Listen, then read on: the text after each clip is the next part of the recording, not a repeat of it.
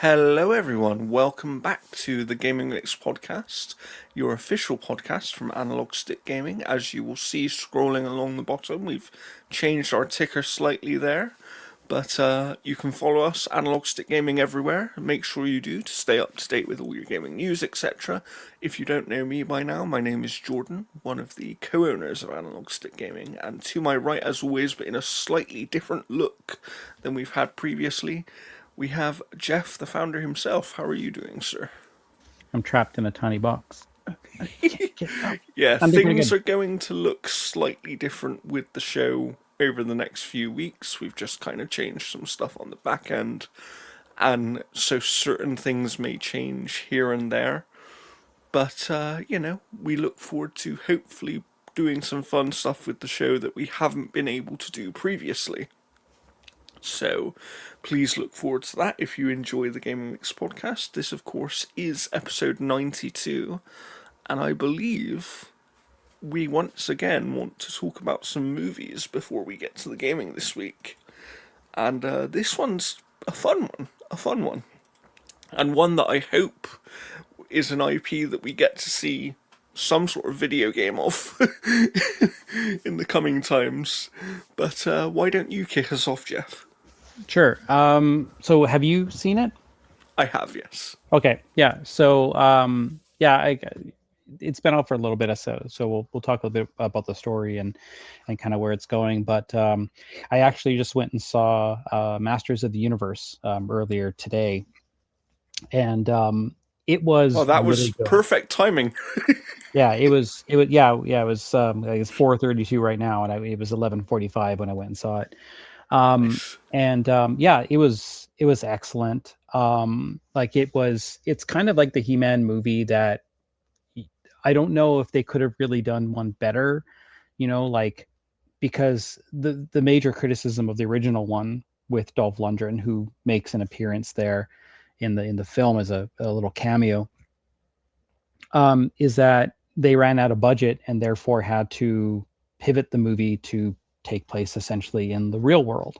And so Earth does play a point in the film here, but maybe for 15 minutes, like there's basically a home scene, there's a work scene, there's the getting the sword scene, and then Yeah. basically a cop scene, and then that's it. Like it's Yeah. basically very, very brief.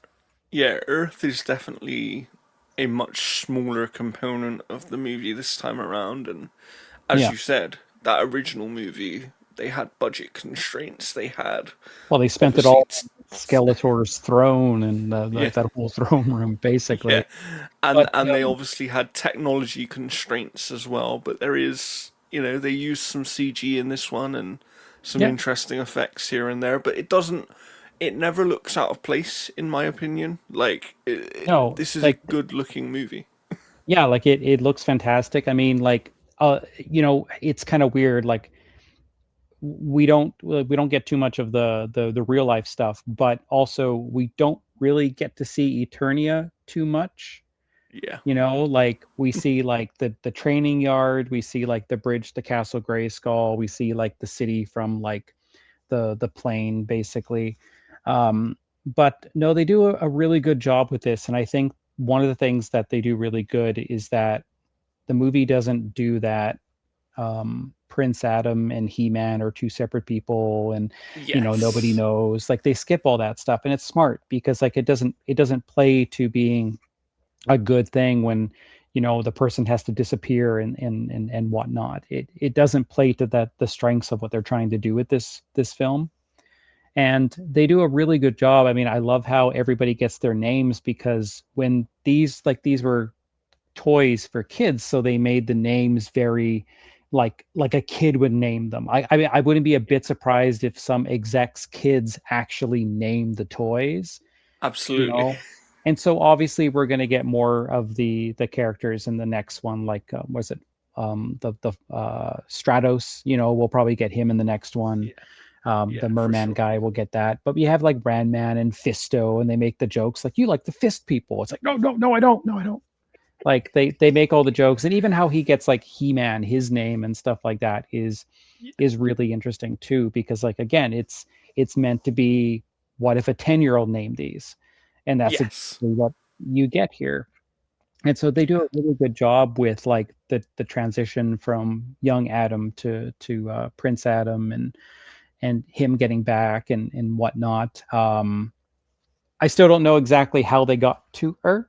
Like they don't really kind of explain how, Tila gets there and whatnot. They just kind of gloss over that. And um, but I will say, like, for as much as people are trying to like bash the fact that Jared Leto is in this and that he is a franchise killer, he's fantastic as Skeletor. Like He he's is really really, good. really good. Hmm. And like, you know, he says a lot of the same kind of insults that he said in the cartoon. Like he calls someone a boob, like, but they do a good job. I will say that I think the only person that I believe was not casted well was Alison Brie as Evelyn. I think that she doesn't quite have the gravitas of the original Evelyn. Like there's no way that you could look at the original Evelyn and you could see a little bit of a threat in her, but Yeah.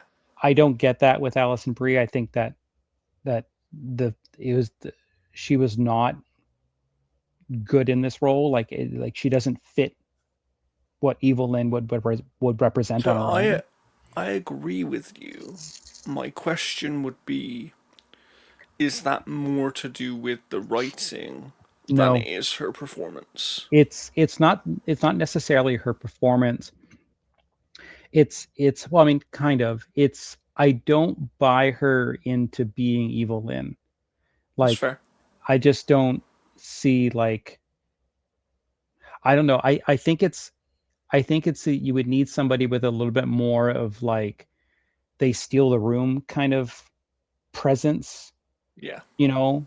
Like if you were gonna if I was just pulling names out of a hat and stuff, you would need someone almost like Emily Blunt, who kind of Yeah. has that like commanding They kind of walk into a presence. room and they take all the energy, right? They Yeah, and I don't everybody's get that like, with Allison Brie in this role.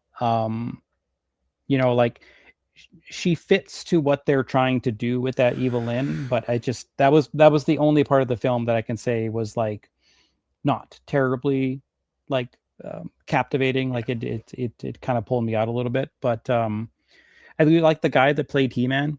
I thought he did actually yeah. really, really good. Because I agree. Because I will be honest, I had some concerns about him based on the trailers and things.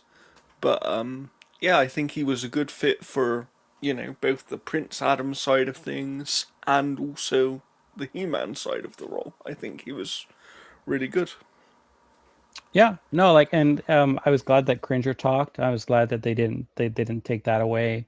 Yeah. We get some post-credit stuff that kind of teases like the future of where the series could go if they Yes. potentially make another one. But I know the movie's not doing financially that great right now, so it's hard to say exactly, or if we'll get like a much lower budget sequel and maybe it just goes to Amazon Prime directly instead of the theaters, Yeah. which Potentially. sucks because like I'm really excited about where a second one could go with how they kind of tease things off, and especially the fact that there are plenty of toys and characters.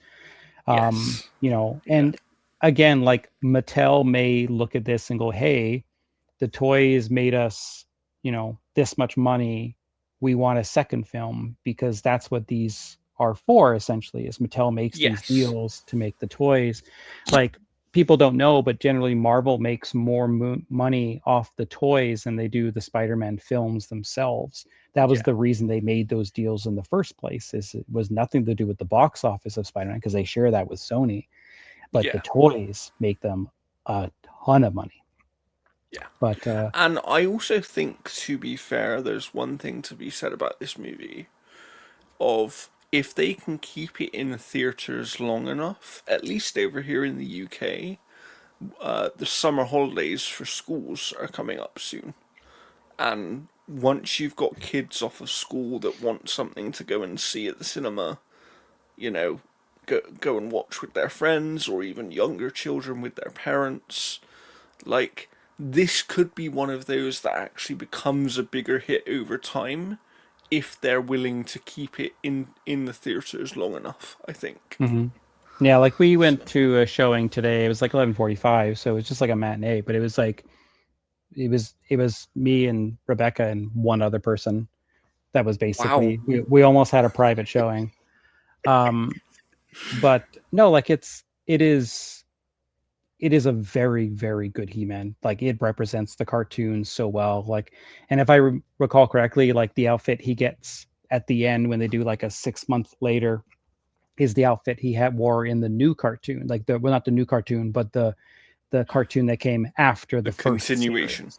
Yeah. So they really play to having those. Like they even do like the stupid laugh that everybody would do at the end and stuff, where they're going ha ha ha, and like they're doing that. Like they do Yeah. that laugh, and that's They really know funny. they know what this is and they're playing into it, right? And I Yeah, think that, yeah, as you said, it's this is an odd one because I think the measurement for success for this movie is different than what the measurement of success would be for another movie that was made for this same budget, right? As you said, they're going to make money from the toys and from the other merchandise that comes out of this movie.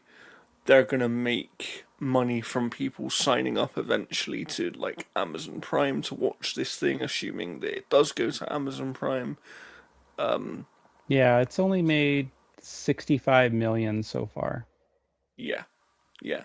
So it's gonna be interesting to see what happens. But I personally liked it. I think if you're a fan of He-Man, certainly of our kind of generation, of the original He-Man from back in the day, you're going to enjoy this as long as you just go in with the right expectation that Yeah, this is a it's He-Man that knows what it is, kind of like Mortal Kombat, I would say, in a weird way. yeah, it's like this is the He-Man movie that we wanted back when the other one was coming out, and then we Yeah, got like just robbed of everything. Like they basically like they stripped it down to elements that just weren't He-Man. And this is yeah, exactly what you get. You get He-Man on Eternia. It's live action. You get Cringer, Skeletor. You get all these characters, and visually it looks really good. I think the visual effects are absolutely fantastic in the in yeah. in the in the movie. Like they don't really take you out of it at all.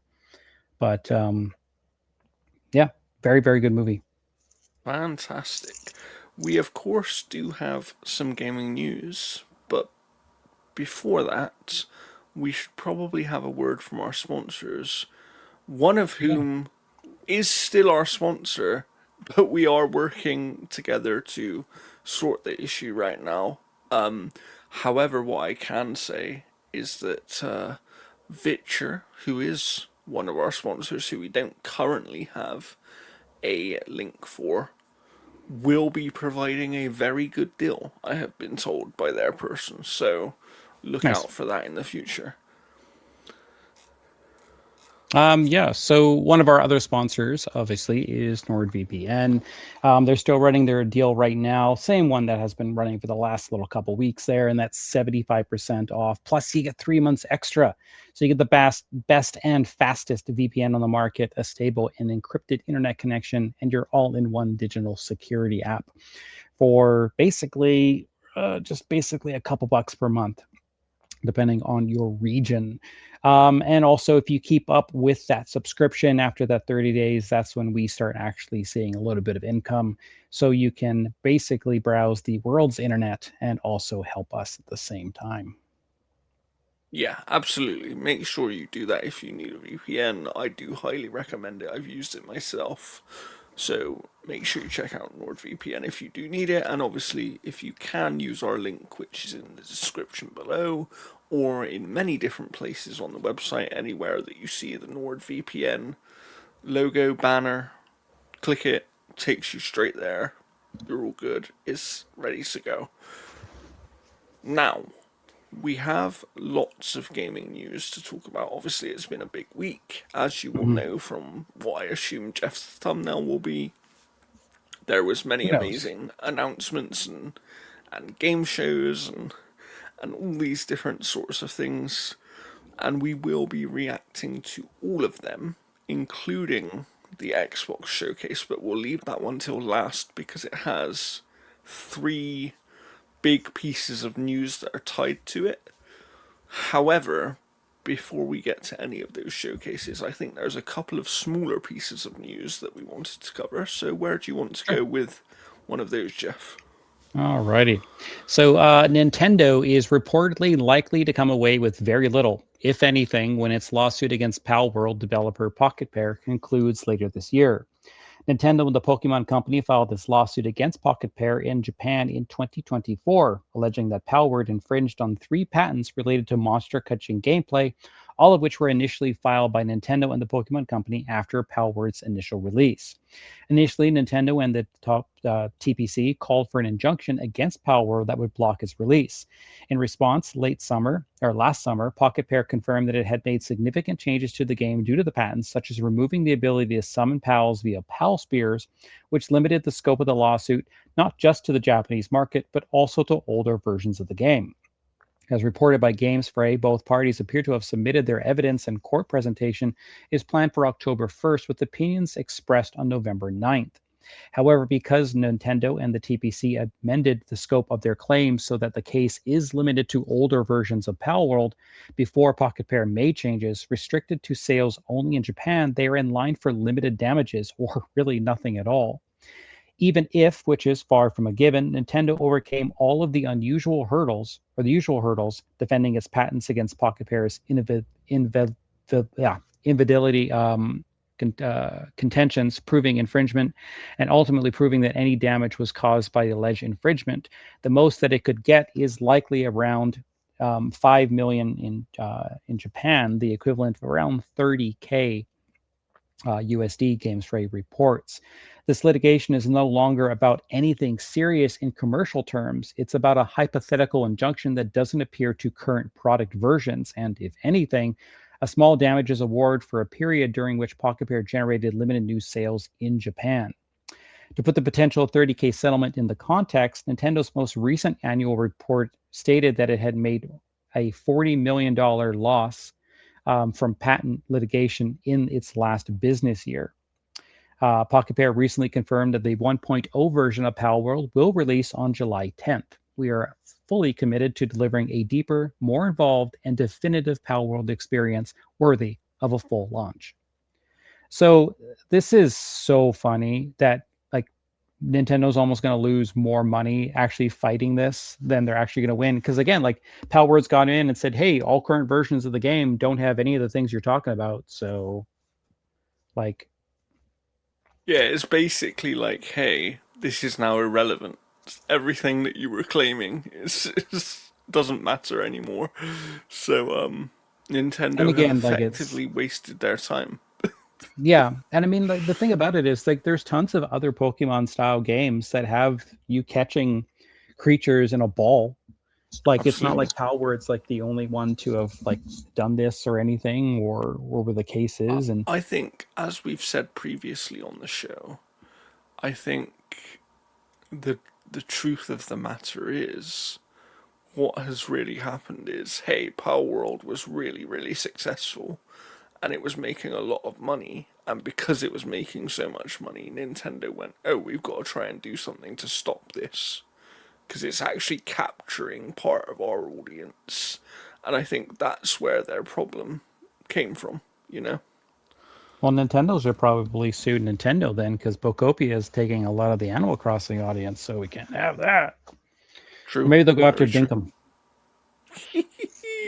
the Dinkum. very, very popular Dinkum.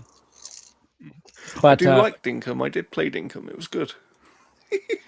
yeah, it's again, it's one of those things where like everyone is going to make these types of games. Like there's a huge Yeah. market for it, and Nintendo like they they haven't really been hitting the mark lately with Pokemon, other than Pokopia again.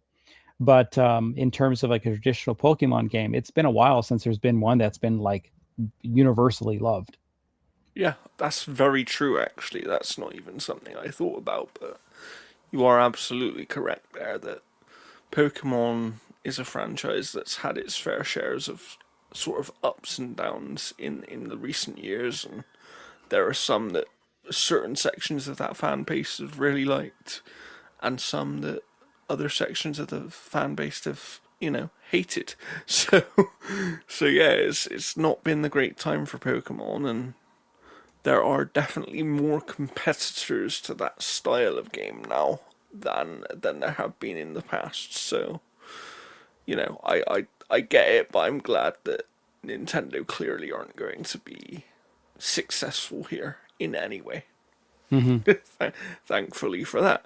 But there has been some sort of success. I see that a bill has been passed recently. We should probably talk about that one, right, Jeff? Yeah, so the California State Assembly has passed Assembly Bill 1921, the Protect Our Games Act, in a landmark ruling on game preservation. Consumer movement Stop Killing Games, which aims to bring attention to the deprecation of online media, after Ubisoft pulled the crew not only from its servers, but also from customers' libraries, too, called it a big update for game preservation. After the floor vote passed by 43 to 16, championed by San Diego Assembly member Chris Ward, the organization said this bill will require video game companies to give players advance notice before shutting down server dependent games and provide a way to keep purchased games playable afterward, such as offline access, community servers, or another workaround option. Now the bill heads to the California State Senate, where it will require public support to keep moving forward. Last year, Stop Killing Games gathered enough momentum to necessitate a response from the Voice of a Responsible Games Ecosystem, Video Games Europe. A similar UK petition hit 10,000 signatures in February of 2025, at which point the UK government was obligated to respond.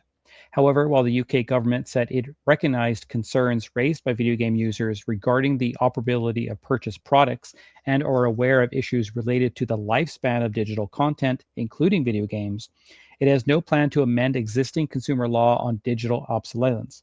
I can't say that word at all. Obsolescence. It did, however, promise to monitor the issue via the Competition and Market Authority, which is the CMA. So Yes, it's a we big know step. all about them.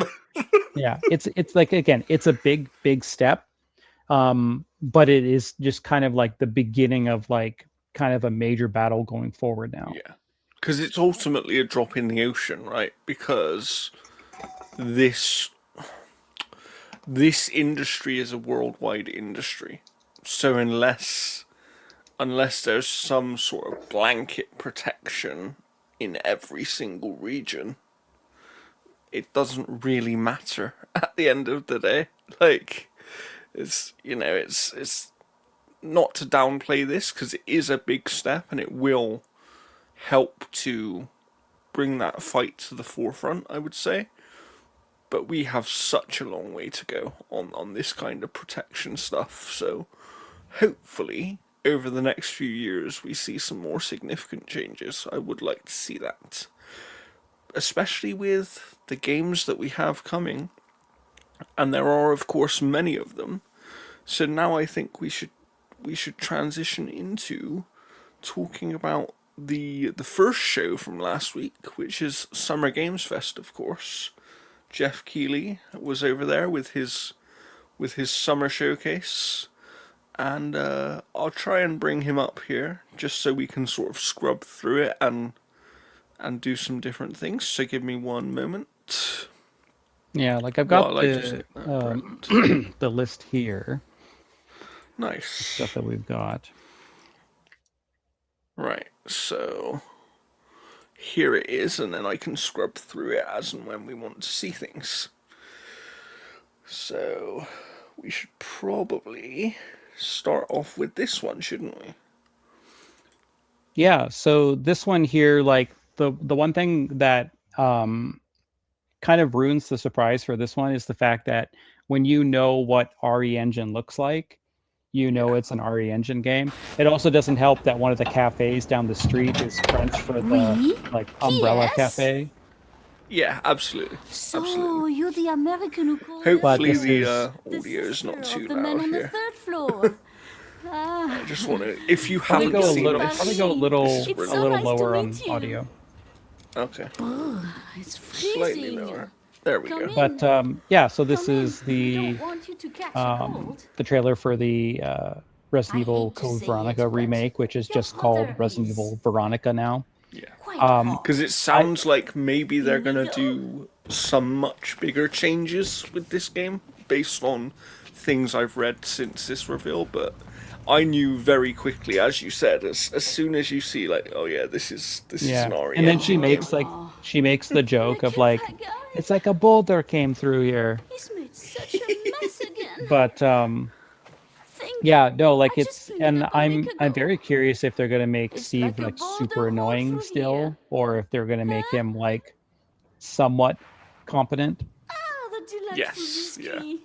I was honestly though this I'm sure he I will really notice if we liked help this trailer. ourselves. It was a nice Oh, tease, I'm and so sorry. it was a nice Yeah, It thing must be to the start the maintenance show man from with the for snow sure. room. like I knew it Whoopee. was Code Veronica That brings the nice moment coffee to go with the biscuit. Claire goes to grab the treats, because you see the tip of her like jacket and it's like that color. Wow, I didn't even pick up on that. Interesting. Yeah, like that was like Interesting. the moment I knew, like, so it's like just this one spot where she kind of comes here and like looks at it, and then she reaches there and you see just Oh the yeah, you part can of the see it. jacket. You can I was see like, oh it. my god, like screaming it back in the kitchen, it's Code Veronica, it's Code Veronica. Brilliant, brilliant. But we won't watch the whole trailer to spoil it for people. But let's carry on here. What did we have? I don't remember what this is actually. こんな失態を見逃す会社ではないの。Let's see here. Just Is going this through the Alien Isolation 2? I think this is Alien Isolation 2, right? Yeah, because like you, let's see, yeah, because we also had the Cuphead adventure. They've announced a new one, as well as a kind of like a demake of a very pixelated one. So this would be Alien Isolation 2, or it could be Gen Atlas. I'm not too sure where you've moved around. We will find out now. I'm pretty sure this is Alien Isolation 2. Because I moved over the Cuphead stuff just because there wasn't much there. Yeah, Yeah, that's there Alien we go. Isolation 2. So yeah, so this is back. I know a lot of people are excited for it. I didn't really love the first one, but I didn't really play too much of it. So That's fair. That's fair. I think the first one was definitely a sort of love or hate game. Like, people really didn't like it, or they really did like it. And Hi, I'm Al Hope, I creative fell director into of the Alien camp of I Isolation 2. definitely And really I'm enjoyed the Sophia, first art game. director of Alien Isolation But I'm 2. not so sure about this second one, just because I think On behalf how can of you the do whole the same Survival thing Team again at but Creative better, Assembly, you know? we're very Move on to the next game here. And I don't actually remember what this was either. So this one, I believe, is Blood Message. Ah, yes it is. Yes it is.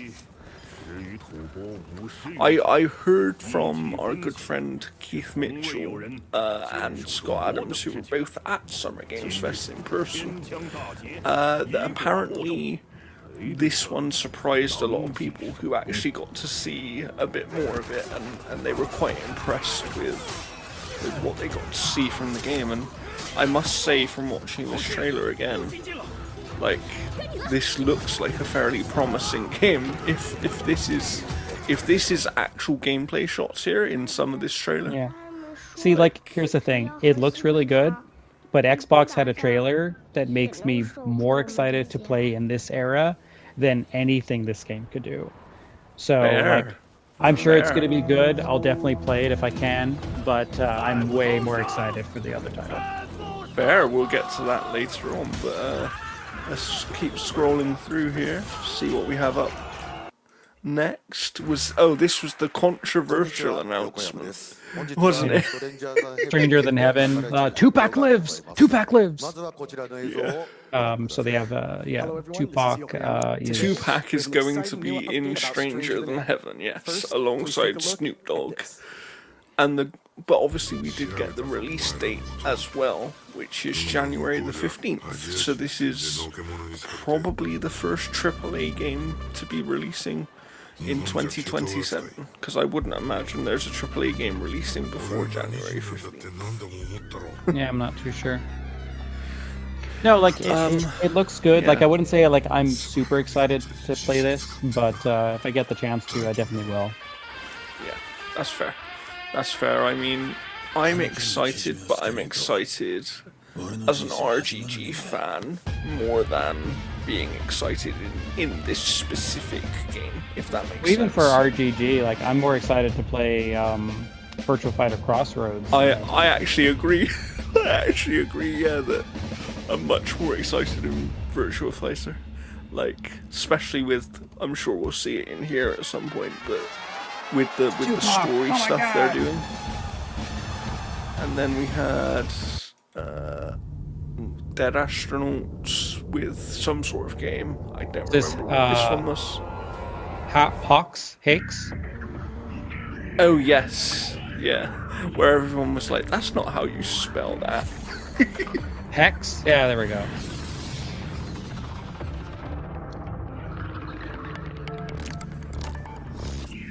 I mean, this is just weird. Let's be honest. Solve Rubik's cubes to defeat the enemies. Then they had the Dead by Daylight announcement. Yes. Then we got a little trailer for Assassin's Creed Black Flag. Don't save me a spot in Hell Shaka. Oh, I think you skipped over Mortal Shell and Sand Raiders of Sophie. Did I? Interesting. Interesting. But yes, Mortal Shell, of course, had a beta release that was available straight away. We're still waiting for if you can find that Sand Raiders of Sophie, I should be getting Xbox right there. I should be getting Xbox code for this because this looks cool. Like you're on like these like mechanized. This fortresses. does look cool, yeah. I remember thinking this one looked really cool. So this was actually supposed to release a couple days ago. I guess they had so many issues during the beta that they've delayed it, and they're going to be putting it in early access instead when it comes out next month. Interesting. Okay. Interesting. Yeah, this looks cool. Yeah, so definitely not launching June 10th. Played the Server Slam, and it basically broke the game. Yeah, so this was the Assassin's Creed, so you can skip that. We'll skip through. We had Fortnite Runners stuff with Ben Starr. Yeah, Teenage Mutant Ninja Turtles: The Last Ronin. Yes. Which is interesting because like it's now going to be made by Platinum Games and not Black Forest Games. Yes. Yes. Is it? So we must kill them. This is the scene that they had burnt peanut in, and then apparently it's gone or something. I don't know. Out here, that promise is a lie. Yeah, so this was Gundam Rogue Orbit. Ah, yes. Our good friend. I thought it was Keith going to is be very excited for this one. Yeah, I thought this was like almost Armored Core for a bit. I thought it was as well, yeah, for a little bit. Yeah, so you got a big budget Gundam game coming out. This one does actually look pretty good, though, I will say. Well, I mean, Pretty it's again like I want to see like actual gameplay. Yeah, of course. Yeah, Some this sort is of an extremely hard game. that extra. What? It's basically Untitled Goose Game. Yeah, it's retitled Goose Game. Yeah. I mean, fun for what it is, I'm sure. Not really my thing, though. Yeah, and then Crossfire X. This one is just Crossfire. Oh yeah, Crossfire. Yeah, sorry. Yeah, so Crossfire. Yeah, I got one. Yeah. I'm actually pretty excited for this one, and I'll tell you why.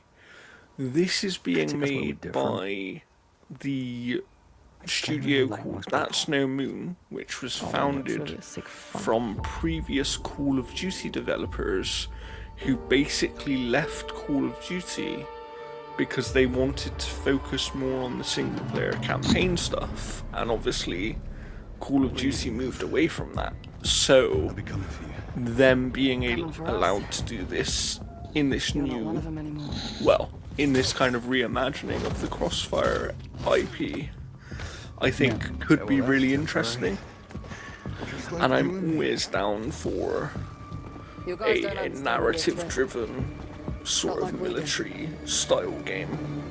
And you know, if they, like, when I first saw this trailer, I was like, oh, it's very reminiscent of Army of Two from back in the Xbox 360 days. So yeah, I'm interested to see what they have with it. Obviously, the last Crossfire game was a huge failure, and had some significant issues. It's actually the first ever video game that I reviewed 4 years ago. But let's hope that this one is much better. But I think this initial showing for it was good. I was pretty impressed, and it's definitely one I'll be keeping an eye on. And it, I mean, you know, it's got weird stuff. We fight together. But it's also, Or die it alone. seems grounded when it needs to be. So I'm looking forward to that. To see what they actually tell us in this story. And now let's move past their talking and on to Caused Yeah, by some a new control type of resonance. hostile resonance. It is beyond Yes. anything we can currently measure. which our It's friend all Keith Mitchell again quite over at the Outer Haven, he actually got to play around 20 minutes of this. So he has some gameplay up on the Outer Haven's YouTube channel right now. And yeah, he came away quite impressed. What he said to me is that he had reservations about the game sort of changing to a melee focused combat style, but now that he's actually played it, he said it really makes sense, and he does think it was the right choice for Remedy. So it's made me more excited about the game, and this is one that I should be reviewing for our friends over at the Outer Haven, hopefully, so All we can do I is will be dig playing deeper. it. Keep searching for the solution. And yeah, I look In forward to it every in the way we craziness of September that we have coming up, because this one's coming out on September the 24th. And I think there's like 3 or 4 other games coming out on that same day, so... Guild Wars 3, Fellowship and yes. and it's Guild for Wars console. 3. Apparently, it's only coming to PlayStation. Yeah, which is a really weird decision, I think. Considering the history of the franchise on the Xbox platform. Very, very strange. Well, I don't remember Guild Wars 1 or 2 being on Xbox. I think the first one was, I think. Everyone I would watching have both to, here and I live have to online around the remember, world. but I'm there was Colin definitely controversy around it. This nope. was... No, they've never. Oh, Guild really? Wars has never been on Xbox. Wow. This was obviously Star Wars. Galactic Racer. Yes, but they did. This was more of a story-focused trailer, and it was nice to see that there is actually story in this game. And Yeah. it sounds like the story mode might have a roguelite element to it as well, where like if you die, you essentially have to go back to the start and start again and build your ship up in a different way and stuff. So it's going to be interesting to see what happens with that. This certainly got me more interested in the game. And then we of course have Virtua Fighter, which seems like RPG. Other titles that we just skipped through was End of Abyss and Last Harbor. Yes, They're yeah, announced as a well. couple of smaller ones. This is this is the story mode for Virtua Fighter. And I was very impressed by this because I wasn't expecting this level of story from a Virtua Fighter game.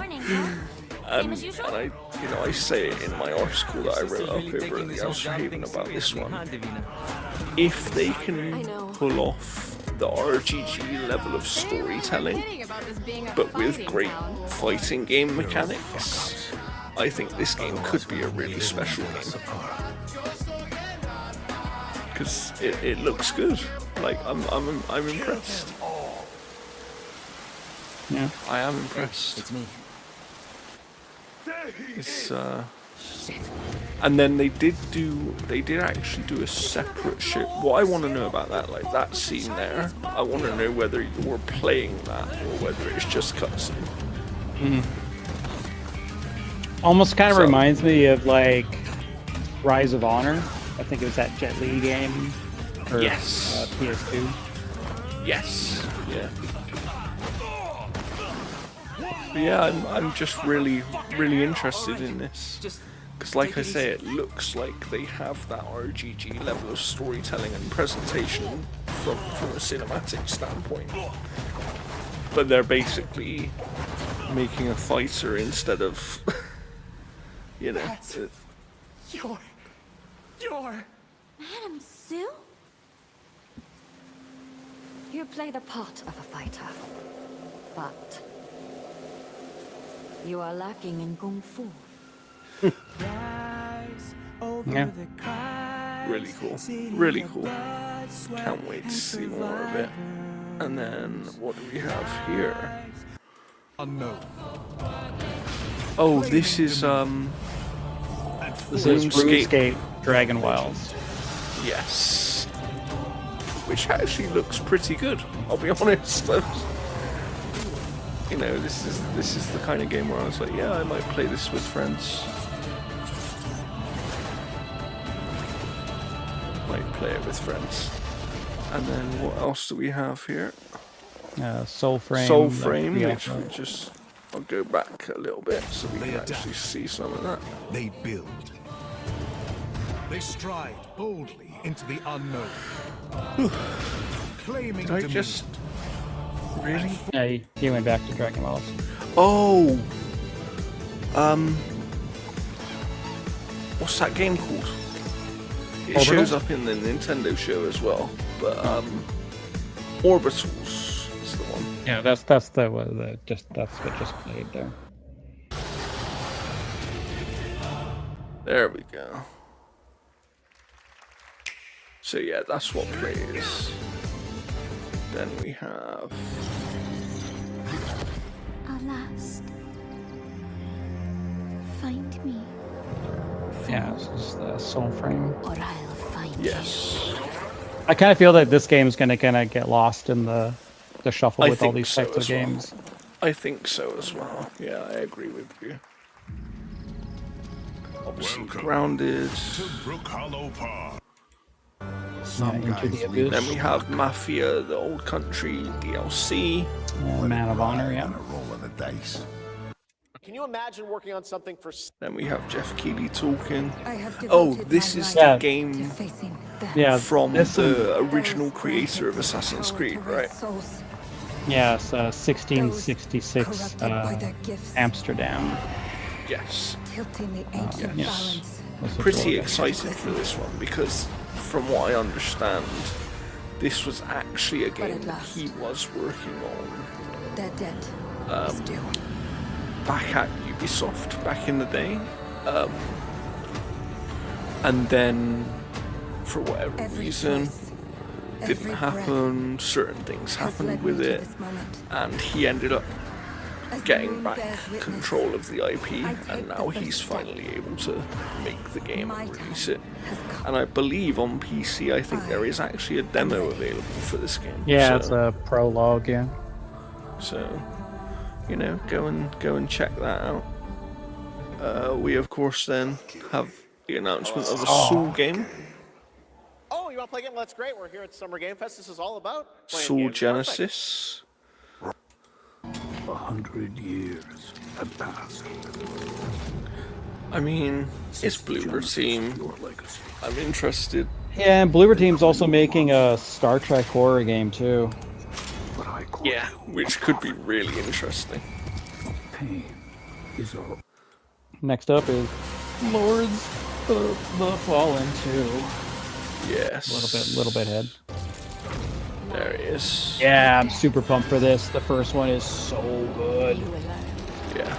Like it has the best co-op in a Souls-like ever. Yes. The Yeah. Fallen 2 wish list now. And I think that's still supposed to come this year, Lords of the Fallen 2. That's so right, Lords of the Fallen 2 is we'll see also what coming to happens with Steam that one. this fall. Tracking Fathom for months. She's at the center of it all. This Star Wars Zero Company, oh yeah, the XCOM style. the XCOM game. Yeah, looking forward to this one. Looking forward to it. As in, I like these XCOM style games. So. Oh, this is the Blood of Dawnwalker thing, but this was them actually teasing that they already have plans for the second game, and it seems like the second game will be set during modern times, which is quite interesting when you think about where the first game is set, you know. So, but it makes sense when we're dealing with vampires because they live for hundreds of years. So, you know, I look forward to that. Then we have Among Us, a single-player story game. I mean, sure. Seems And then we had the announcement of Paramount, obviously. Oh, James Bond DLC, Our alliance with Baphomet is fragile at best, which is nice. Obama will return. Which I'm glad about. He was the character that I was alluding to the other week on the show that I'd like to see more of. So I'm happy. Well, I about mean, that. they you know, if you're gonna hire Lenny Kravitz, you know, use him as much as you can because he's only in the game for like, you know, 8 minutes. Literally one mission. He shows up in like 3 scenes. That's about it. Yeah.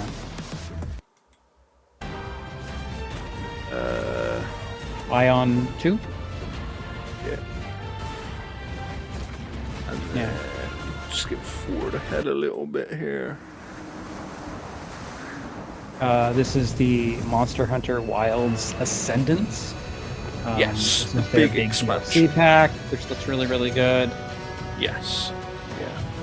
This might actually get me into playing this game because I wanted to play it originally, but then I heard some bad things. Oh, And it's I never. good. Wyverian Wilds is really good. buildings and mounted the Good, sky. good. But yeah, this DLC does look good. Now that I'm seeing the trailer again, I look forward to this. I do look forward to this. This is Swords of Legends. Okay. If I can go forward to the right bit here. There we go. Just trying to get to the end of the... so that we can make sure we don't miss anything. I like how they call it a massive expansion, not just an expansion.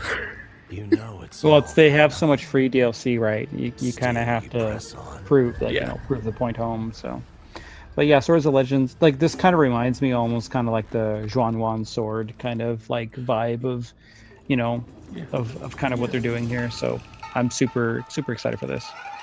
I mean, I remember when I first saw this when I was watching SGF, I was like, yeah, this looks interesting. But it's not a developer that I'm familiar with, obviously. I don't know if this is their first game, but it looks interesting for sure. And I like that there is English voice acting as well. That's always a plus in my book. I'm just hoping that it's not... I don't want this to just be another Souls-like, if that makes sense. I'd like it to be something slightly different. Well, I mean, the camera kind of gives me character action vibes. Because Souls-like, usually the camera's a bit closer. Yes, I agree. But yeah, I like the look of it. It's definitely one I'll keep an eye on. I don't remember if they put a date or anything on this one, but it's definitely one that I will be looking into for sure.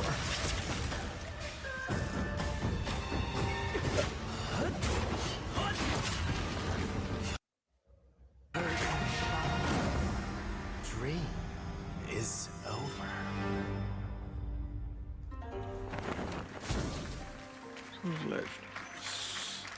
Wish list now. Seems like it's gonna probably come to PC first. Was this the Hot Wheels game? Yeah. This looked pretty good. Yeah, it's just like an open world Hot Wheels game, which makes sense. Yeah. I mean, where else were they going to take the franchise, right? So, nice to see that. Nice to see that. And I've always enjoyed these games. Like, over the years, there have been so many of them. I'm just wondering if this is Game Mill. Yeah, that's true. I'm not sure. Did they say on this trailer?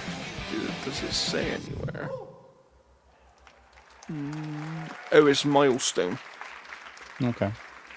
Milestone. Oh, they did the Hot Wheels Unleashed. Yeah. Yeah, so it's the Sonic stuff, so they show, like, there's going to be DLC Crossovers for and things, yeah. Crossworlds there with Teenage Mutant Ninja Turtles and Godzilla and... Yeah. I mean, I like that they're still supporting the game, you know, that's pretty cool. It's a good racing game. Yes, for sure. Like, I did enjoy it. This is the Attack on Titan 3, which I have no interest in whatsoever. I'm sure some people will be very interested in this. But yeah, I agree with you. At least at this point in time, I have no interest. But I have just started watching the anime as one of my friends' recommendations. So I might that might change over time. This next one is going to be for me to talk about, I believe, which is Clutch from Maverick Games, of course, made up of the former kind of A1 team Playground Games who made Forza Horizon up until this most recent release. And this one is a much more story, like, as you can see, big story focus in the game. But they're also making it, from what I understand, from what they've shown so far, and from what people speak to me who've played it a little bit at Summer Games Fest, got to see some more of it, that kind of thing. It's basically a mix of Forza Horizon and Need for Speed in terms of the open world stuff, and then they've put this story stuff on top. And that could be a really exciting and refreshing mix for racing games, I think. And we do know, since this reveal, that the game is set in France, I believe in Monaco. And I think they've said it's a one-to-one recreation of Monaco. So yeah, I'm pretty excited. All respect. This is a Medieval Chronicle. Nice. Or Chronicles nice, Medieval. Nice. Chronicles Medieval. We'll skip. I think we can skip through a few now because this is the middle of the show. Yeah, because we had like Sea of Remnants, Palworld 1.0, Wolf Among Us 2, Wolf Among Us Remastered. It's got the Stellar Blade. Yes, I was just trying to find that. That's what I was looking for. There's Wolf Among Us. Here it is.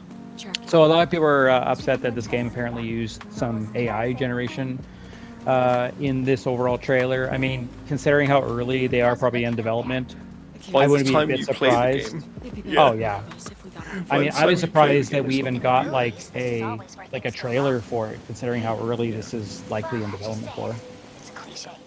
I like the look of this one though a lot. Oh, this game looks amazing. Yeah, yeah. And it looks quite different in some ways to the previous Stellar Blade. Yeah. So I look forward to that. I'm just gonna bask in this trailer again for a moment. Oh, it's amazing. I'm super pumped to play this. Yeah, remember everybody, Stellar Blade was probably Jeff's favorite game of the year that it came out. Yeah, and like you bet your ass I'm gonna be buying it again on Switch too. Nice.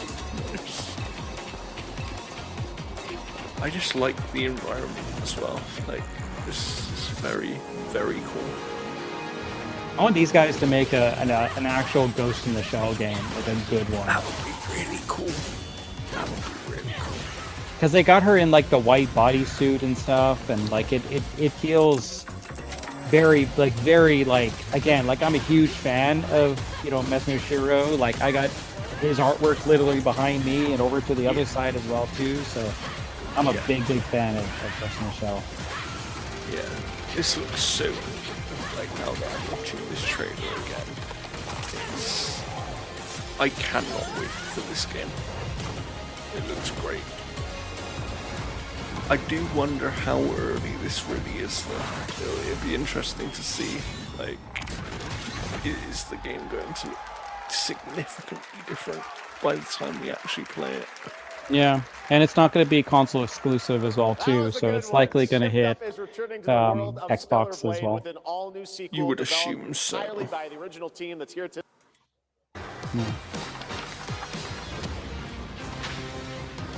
And then, have you seen Max's reaction to Tifa? No, but I imagine it was a pretty good reaction. Oh my god. He's like, Bosch? He's like, oh, we're cooked. Oh, we're cooked. We're like, we were wrong. We were absolutely wrong. And he's like, blah, blah, blah. And like, he's like, did we get 3 fighters and whatever? He's like, wait. And he starts like screaming. He's like, I love Max. I love Max. yeah. So we got Tifa. Yeah. Obviously, amazing stuff. And then it ended with Revelation. That special moment on stage. We'll see you guys again later this year. All right. Well, now it has come time for our final announcement. I mean, I knew fairly quickly. What's it gonna be, guys? But any guesses? No. Genuinely, Frankly, I don't know this was what a I really can good say to showing set of this this game. moment up I can't wait to play it, and I'm glad that it's coming to all ready platforms day one, the which is nice. final battle. It would have been so funny if it was something Long different. ago, a shadow Yeah, it's fell like a upon it's our like planet. a remake of Guided by calamity, High Guard. One man sought dominion. And he through kills it illusion. again. By his will, a star fell. Oh my A god. meteor. I mean, at Called least he forth learned to from bring his ruin to mistake of ending on I- High Guard. Yeah, like But I our do like the fact that they're planet bringing like a job system into this, so that everybody gets like different Awakening outfits and mighty costumes and all that kind of weapons stuff, to which is pretty stand cool. Against the celestial threat.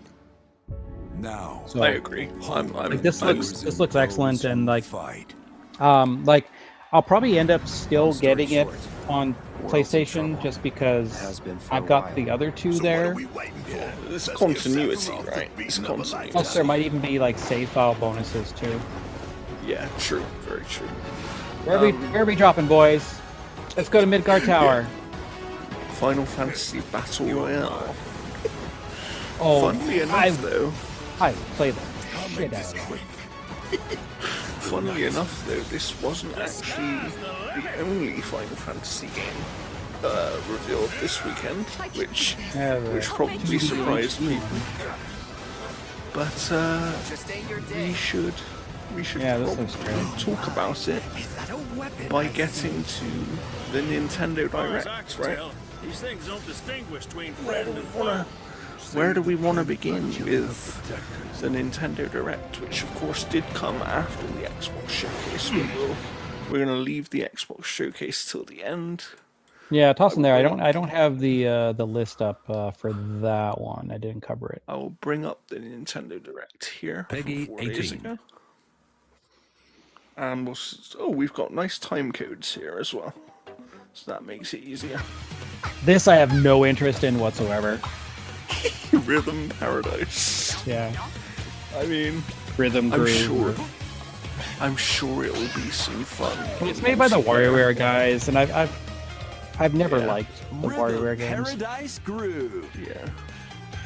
Then we had of course, Onimusha show up here, which was And it looks good on Switch too. Holy hell! It does. It does. And it's coming on the same day as every other platform, I believe, which is September 25th. So, of course, Stufftember. Yes. Deflect. Then I haven't tried the demo yet. Dragon's Dogma 2, Dark Arisen. Obviously. Yeah, if I can get like we're generally good with Capcom. So if I can get code for the Dark Arisen update for the console, I'll definitely play it. Yeah, and I'll try and get access to PC version as well, so that I can actually capture some footage so that we can have our own gameplay showing when we talk about it. That would be nice. And yeah, I think this is the kind of thing this game needed, right? A major update, bring people back in, hopefully fix all of the issues that the game initially had. Yeah, they said that this update is meant to address concerns that players had, so it's a very, very player choice driven one. Yeah, which is good. That's very good. I look forward yeah, to it looks great. I'm super. I love Dragon's Dogma. Then we had Jeff's favorite game, possibly of all time. Strategically deploy them to fit the situation. Coming to Switch, which is obviously nice. This one I'm excited for. Orbitals. I really would like to play this game because it just looks cool. Like, and I like these kind of co-op Escape from incoming enemies and more.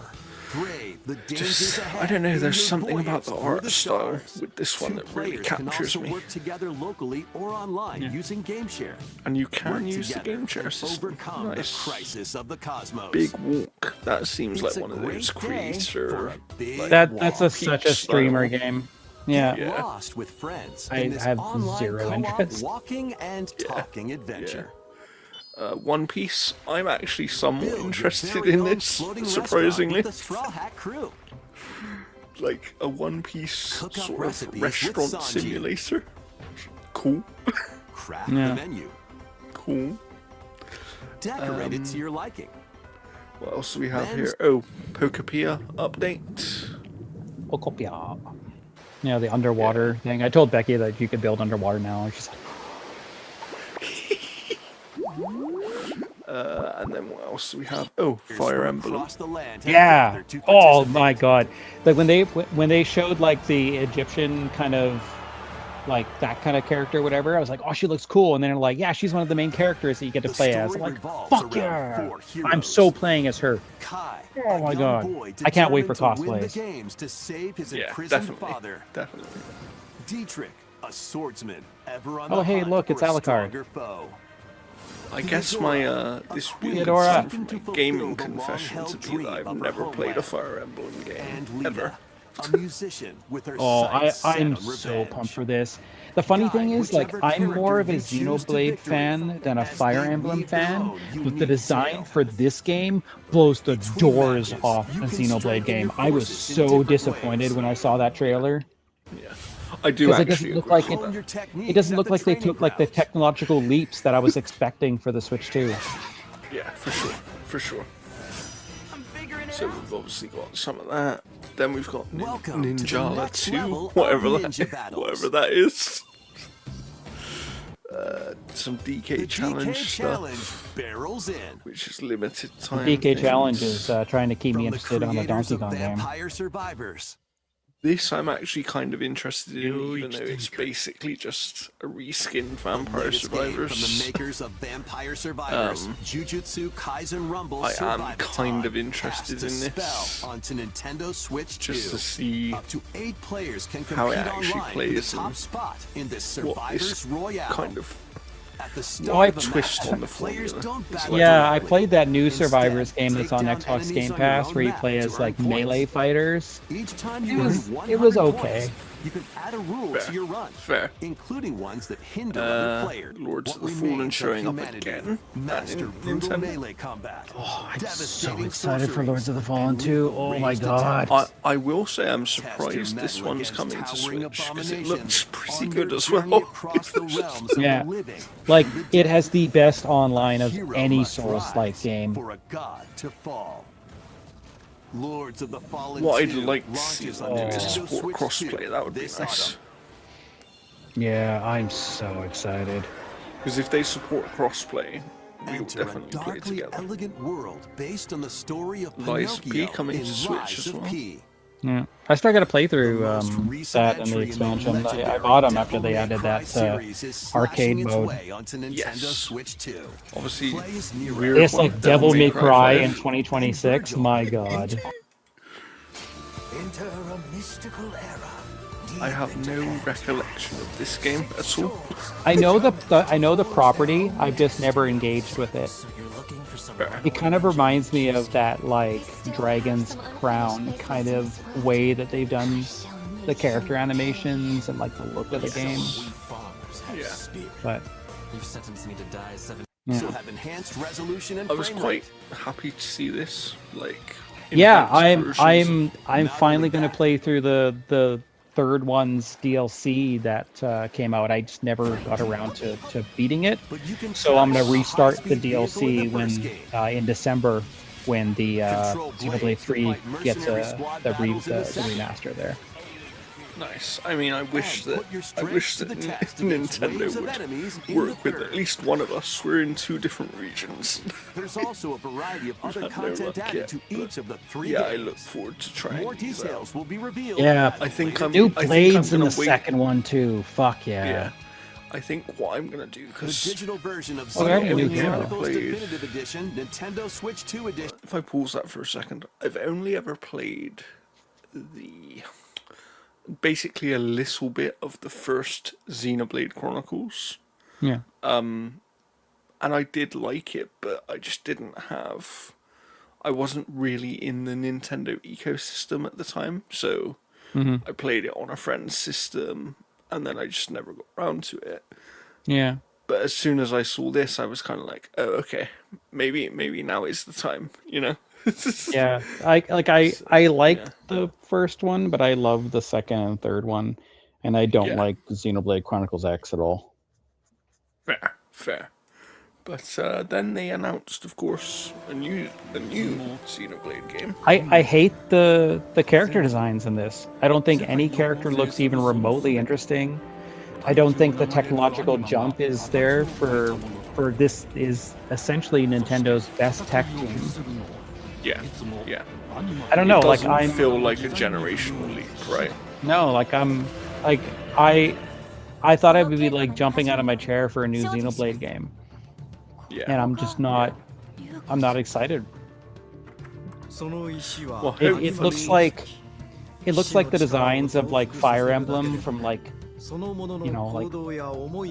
Three Hopes almost in a lot of ways, the Three Houses and stuff. It has that kind of like military school vibe. Yeah, that's true actually. It does. It definitely does. I mean, hopefully you'll be more interested in the game, but once we see more of it. Yeah, they'll do like their own direct for it, and then I'll get hyped and stuff. But... Yeah, I agree with you on initial showing though. I expected a bigger technological leap from this team. The latest game in the series. Nintendo Switch Use the Sports Joy-Con 2 Resort. controllers as rackets. I can imagine this game will do Wars. quite well. Thumb Wars, that was pretty cool actually. We gotta show this.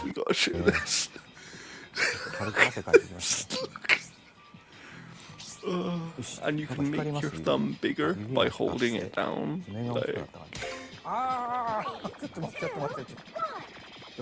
weird.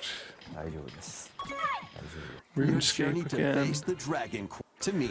Hello Kitty. Plus, If you you can like choose that. from 16 partner for adventure Another showing of across the Star Lilac Fox. system with Fox Yeah, McCloud I'm and his gonna crew. pick this one up. I've got some extra credit Battle at for the fate of the EB, so I'm galaxy gonna pick it up. begins. This one actually quite excited me, and still does, even though, yes, it's technically a remake of a mobile game. This game does actually quite excite me, which is the first HD 2D Final Fantasy game with the franchise 2D, returning Final to Fantasy Resonance. turn-based gameplay. So this is I quite look forward to this one, actually.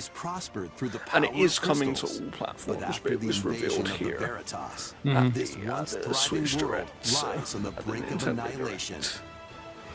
But yeah, I look forward to this one. A knight of Grandshelt must journey across the realm with his companions to stop the A second game of something that I've never heard of. Pikuniku returns in a new 3D puzzle exploration adventure. What do You should have called it Piku Tuku. I don't know.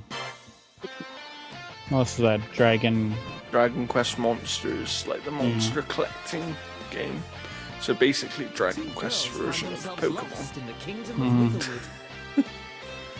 I mean, sure. We've got Duskbloods, which is obviously the exclusive Switch 2 game from Software.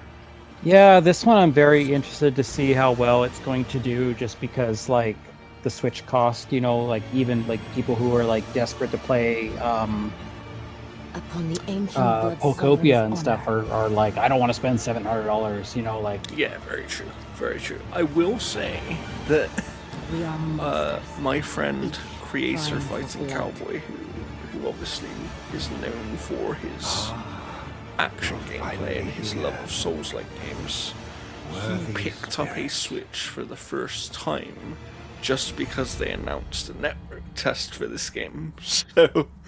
So you know, I think it will draw some people in. Then we've got Splatoon Raiders, which is Spiralite Islands.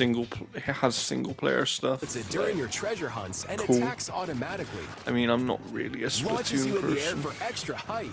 I've tried the franchise several times. Yeah, I've tried to get in it and just Metaphor coming to Switch is pretty big. Obviously Deltarune Chapter 5 as well, skipped over there. Minecraft as well. I still have to like actually like beat Metaphor. Like I have beat it, but I have a save file just where you go to say hi to everybody at the end for the epilogue. I just haven't gone back yet. I haven't done the epilogue. That's funny. That is funny. Then we of course have the montage of more games coming to Switch 2. And Space Marine 2, fuck yeah. Some of these were actually more interesting than the games that got shown. This one I'll likely play and see if it's better than the last one. Yeah. And then we got Kingdom Hearts with a bit of Kingdom Hearts 4 as well. So the old Kingdom Hearts. This is the first gameplay that we've had of Kingdom Hearts 4. Yes. After it was announced 4 years ago. Yes. Yeah, which is crazy to think about. I know a lot of people aren't loving the realistic designs. Like they feel it's kind of robbed the series of its look. Yeah, I can appreciate that for sure.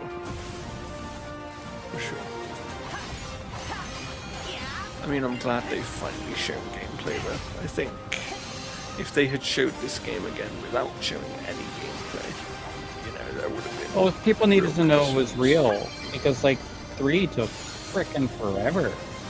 Yeah, that's so true. That is so true.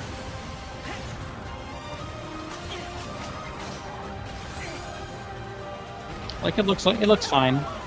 Yeah. And then we had arguably the biggest teaser trailer ever, but because of what this game means to me, I cannot wait for this. Cannot wait. Yeah, I'm generally not an Ocarina of Time fan. Like, it's alright. Like, if this was a remake of Wind Waker, an ancient popping off. Yeah, I mean, I like that it's actually a proper remake this time. You know, which is nice. But for those that don't know, Ocarina of Time was the first ever video game that I played before going back and playing older video games. So, without Ocarina of Time, I arguably wouldn't be a gamer, and therefore it holds a special place in my heart. Sure, you would have been a gamer. You would it just would have been recent. You'd be like, "Oh, Dinkum, what's this? I'm gonna play Dinkum." And that'd be your first video game ever. So yeah, I can't wait for this, and I like that. Obviously, they kind of tease the art style here, of still having a similar art style to the original, but much kind of upgraded. The textures this time. Yes. Yeah. So I look forward to that, and I'm glad that they aren't just going with the Breath of the Wild, Tears of the Kingdom art style. I think it would be hilarious if they dropped that on the same day as GTA 5, though. Like, November 19th, here comes Ocarina of Time. But now, I guess we should talk a bit about Xbox, because they have done quite a few things. So let me find the Xbox showcase here. We'll use this one. And we have to talk about this very first game that was shown. Oh, this looks so good. Yes, it does. It does. Gears of War E-Day, which looks exactly like everything I'd hoped it would look like. I know that people were being very weird about seeing Marcus in jeans and, you know, looking weird, but... What, did you think he was born in his power armor? It's like, we're sorry, the pregnancy was troubled because he was born in power armor. But yeah, I really like the look of this. Congratulations, Miss Phoenix, it's a Gears. Obviously the major news to come out of this, outside of the release date, is that it is console exclusive. So this is not coming to PlayStation, which, you know, take that as you will. But as you can see... and I do like that, like, we get the creation of the proper Lancer, like the chainsaw Lancer here. There's a lot new, like, other weapons and grenades and all sorts of stuff that they're... Like, I understand that you need to do that, and it doesn't make sense to the lore, because why wouldn't you have them then later, you know? Yeah. But it doesn't allow, like, the previous game to be, like, held to a lore limit of what they could do weapon-wise. Yeah, and I'm glad that they're doing this. This is like the game everybody wanted since the beginning, in a weird way, right? So yeah. So I'm glad. But yeah, it looks amazing. Then we've obviously got the bit where they're in the shopping place, the grocery store, Jeff's store that he worked in. They came and they did motion capture all over my aisles and everything like that. It was kind of a big to do. And yeah, I cannot wait to play this when it comes out in early October. If only I had a chainsaw! I think he didn't care about that little knife somehow. Yeah. And here's one of the scars on Marcus's face. So we get to see where one of the scars comes from.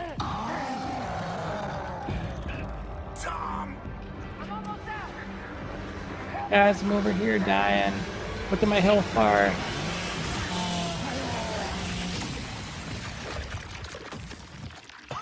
Their weaknesses, chainsaws. We gotta put it on everything. Their weaknesses, chainsaws. Our roads converge again. I'm gonna put a chainsaw on my knife. Marcus Phoenix. Yeah. But yeah, really impressed by this game.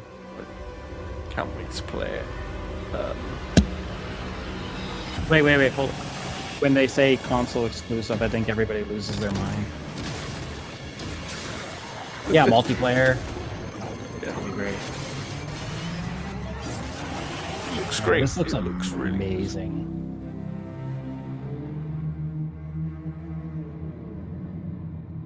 October 6th.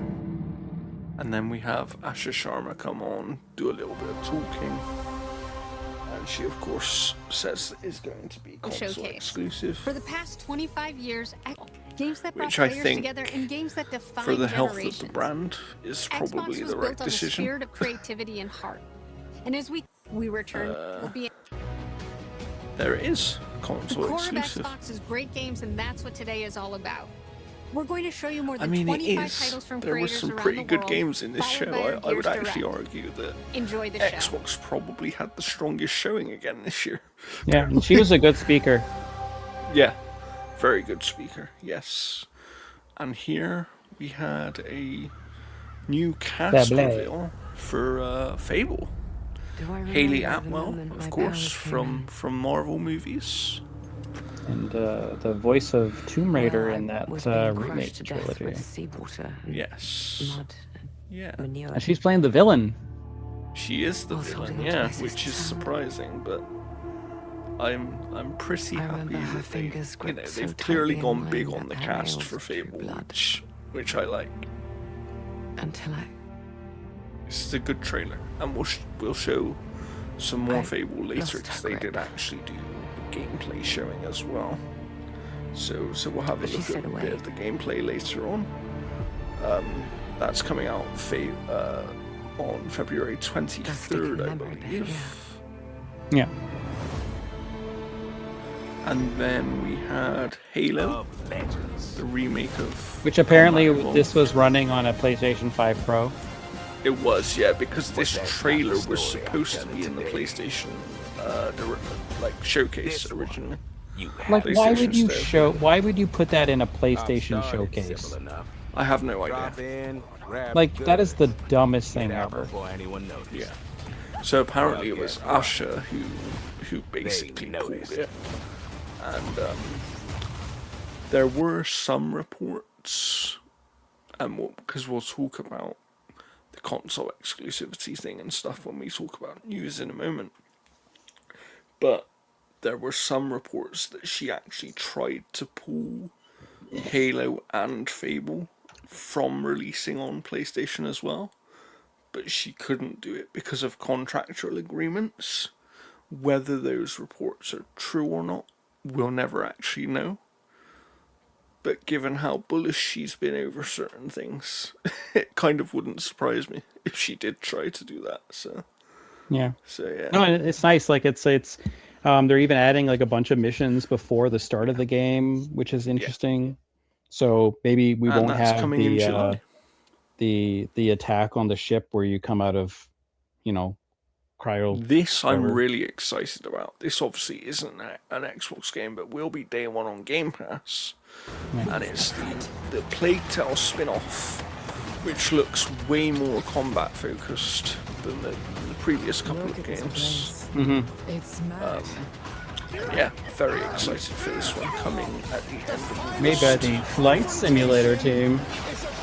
Yeah, isn't it crazy though that they can make games like this and they make flights? They're all dead.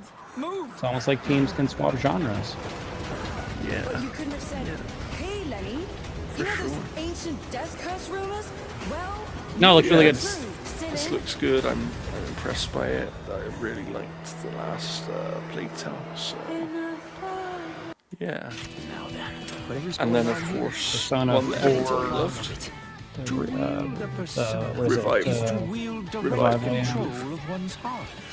Very good. Very good announcement. They obviously didn't initially follow up the Persona 6 reveal, but that did come later in the show.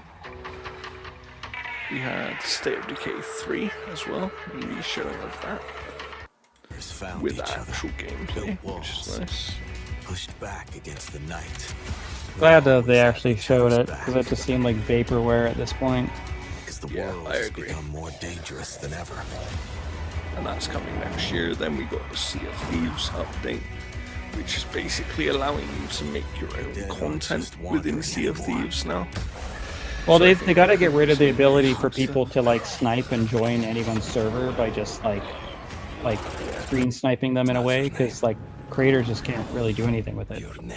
This is Valor Mortis. No, I think, was it? Or is this Metro? I think this is Metro. This is Metro? Oh, okay. I just saw the outfit and it looked like Valor Mortis. Yeah, this is Metro 20. Yeah, this looks amazing. Yeah, it does. It does. There was actual gameplay in here as well, I believe. That legendary Spartan is gone. Turn to ash. Like, it looks so good. It looks so good. I won't stop until the Führer burns with him. Yeah. Brilliant. Brilliant stuff. Very hyped for this. Yeah. The game called Bad Magpie. Obviously, no Game Pass for Metro, but it is coming to Xbox and will be a Play Anywhere title, so. World premiere. Is this the one? Awaken. Phoenix.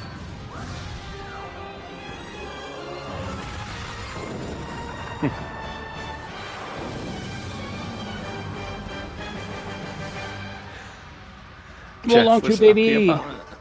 Oh, this is gonna be so good. I love the first one. So, it was you who set the red cliffs ablaze. He sounds so Japanese. And that is going to be day one on Game Pass again. Early Yeah, baby. 2027. And they put the first one back on Game Pass as well. Nice, nice. This was like the weirdest game I've ever seen. You can make your own cult in this game. This is just basically like Cult of Lamb, but like using like the, you know, the engine of like all those types of games, like there's a Daisy and absolutely, absolutely. Oh, I know what this was. This was a very surprising reveal. When I first saw this, I thought it was going to be DLC. But it, of course, was a new Hellblade game, this time just titled Senua. yeah, And yeah, it's looks apparently good. it's going to be more combat focused. Yes, yeah, they've basically said, hey, we heard your feedback. We're gonna give you more of the game you actually want. But I hope that doesn't mean they abandon what they do well either. Because I don't want it to just become another God of War. And it's yeah, it's also all hands on deck as well. Project Mario was cancelled so that they could fast track this. Yeah. I think they've confirmed that there's 85 people working on this one, which is, for that a relatively big team. You know, 85 developers. So yeah, and this is supposed to be next year as well. And we had the Fallout updates this year. This was the Doom DLC, which I know Jeff's excited about. That's coming on July the 7th. Yeah, hopefully the music's good. I'm going to mute very, very tactically here because of this next reveal. I don't want us to get a copyright claim. I'll cover it.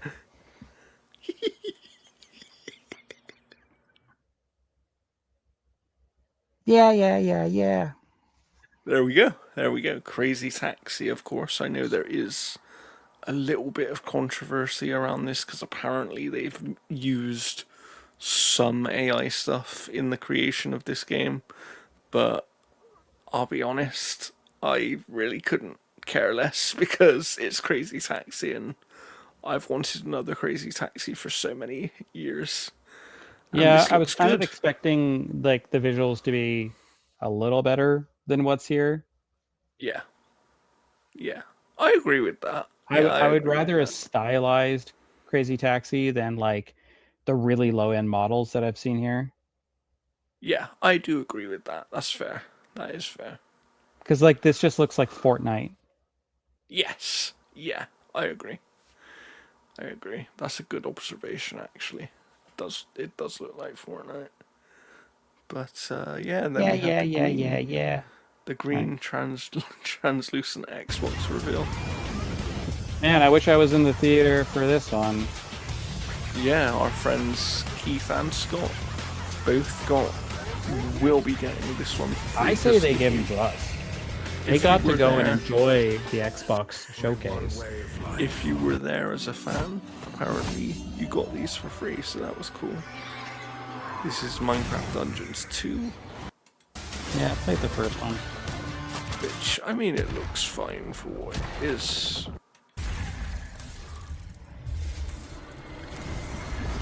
I have a feeling this was also coming in September, maybe.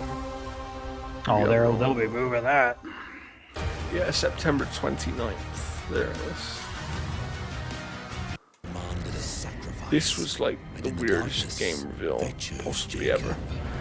Jacob was trapped in I don't even remember what this one's called, but it was so Magicians weird. Of the yada yada yada. Yeah. It looks interesting. I mean, we've got a contact, so I'll likely be getting code for it. So. Nice. What would you give for victory? What was this? I feel like I should remember this. Yes. And this has actually been delayed. Yeah, they delayed it like 3 weeks. Yeah, they delayed it from September into October. Because I think they realized, okay, there's a little bit more space in October. So we got that. Then there was Elder Scrolls Online stuff. Then there was Flight Sim stuff.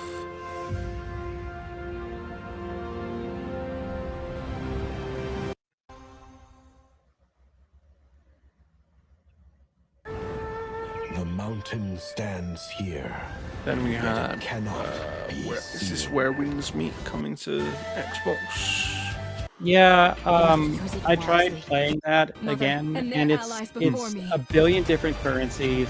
When you go to create your character, it just gives you the default character anyways. It doesn't let you even really do anything. It's such a clusterfuck to play. How do you feel about this one though, Jeff? Castlevania? I mean, it's made by the Dead Cells team, so it should be good. Yeah, I agree. I like the art. God has given you another chance, Rose. You must use it wisely to better. That's coming in October the 15th. Then there was this game, which... Give me 1 second, I will be right back. Oh, good. This isn't something I would play, but I do really enjoy the art style of this game. Because it sort of feels like an anime in many ways. You know, it's got that vibe to it. And I just like the kind of hand-drawn style, but in video game form, because it's not something you get too often. Dreams. And you know, the concept is cool. Like, hey, I live inside a terrarium, effectively, you know. Vivarium. Day one on Game Pass. Coming 2027.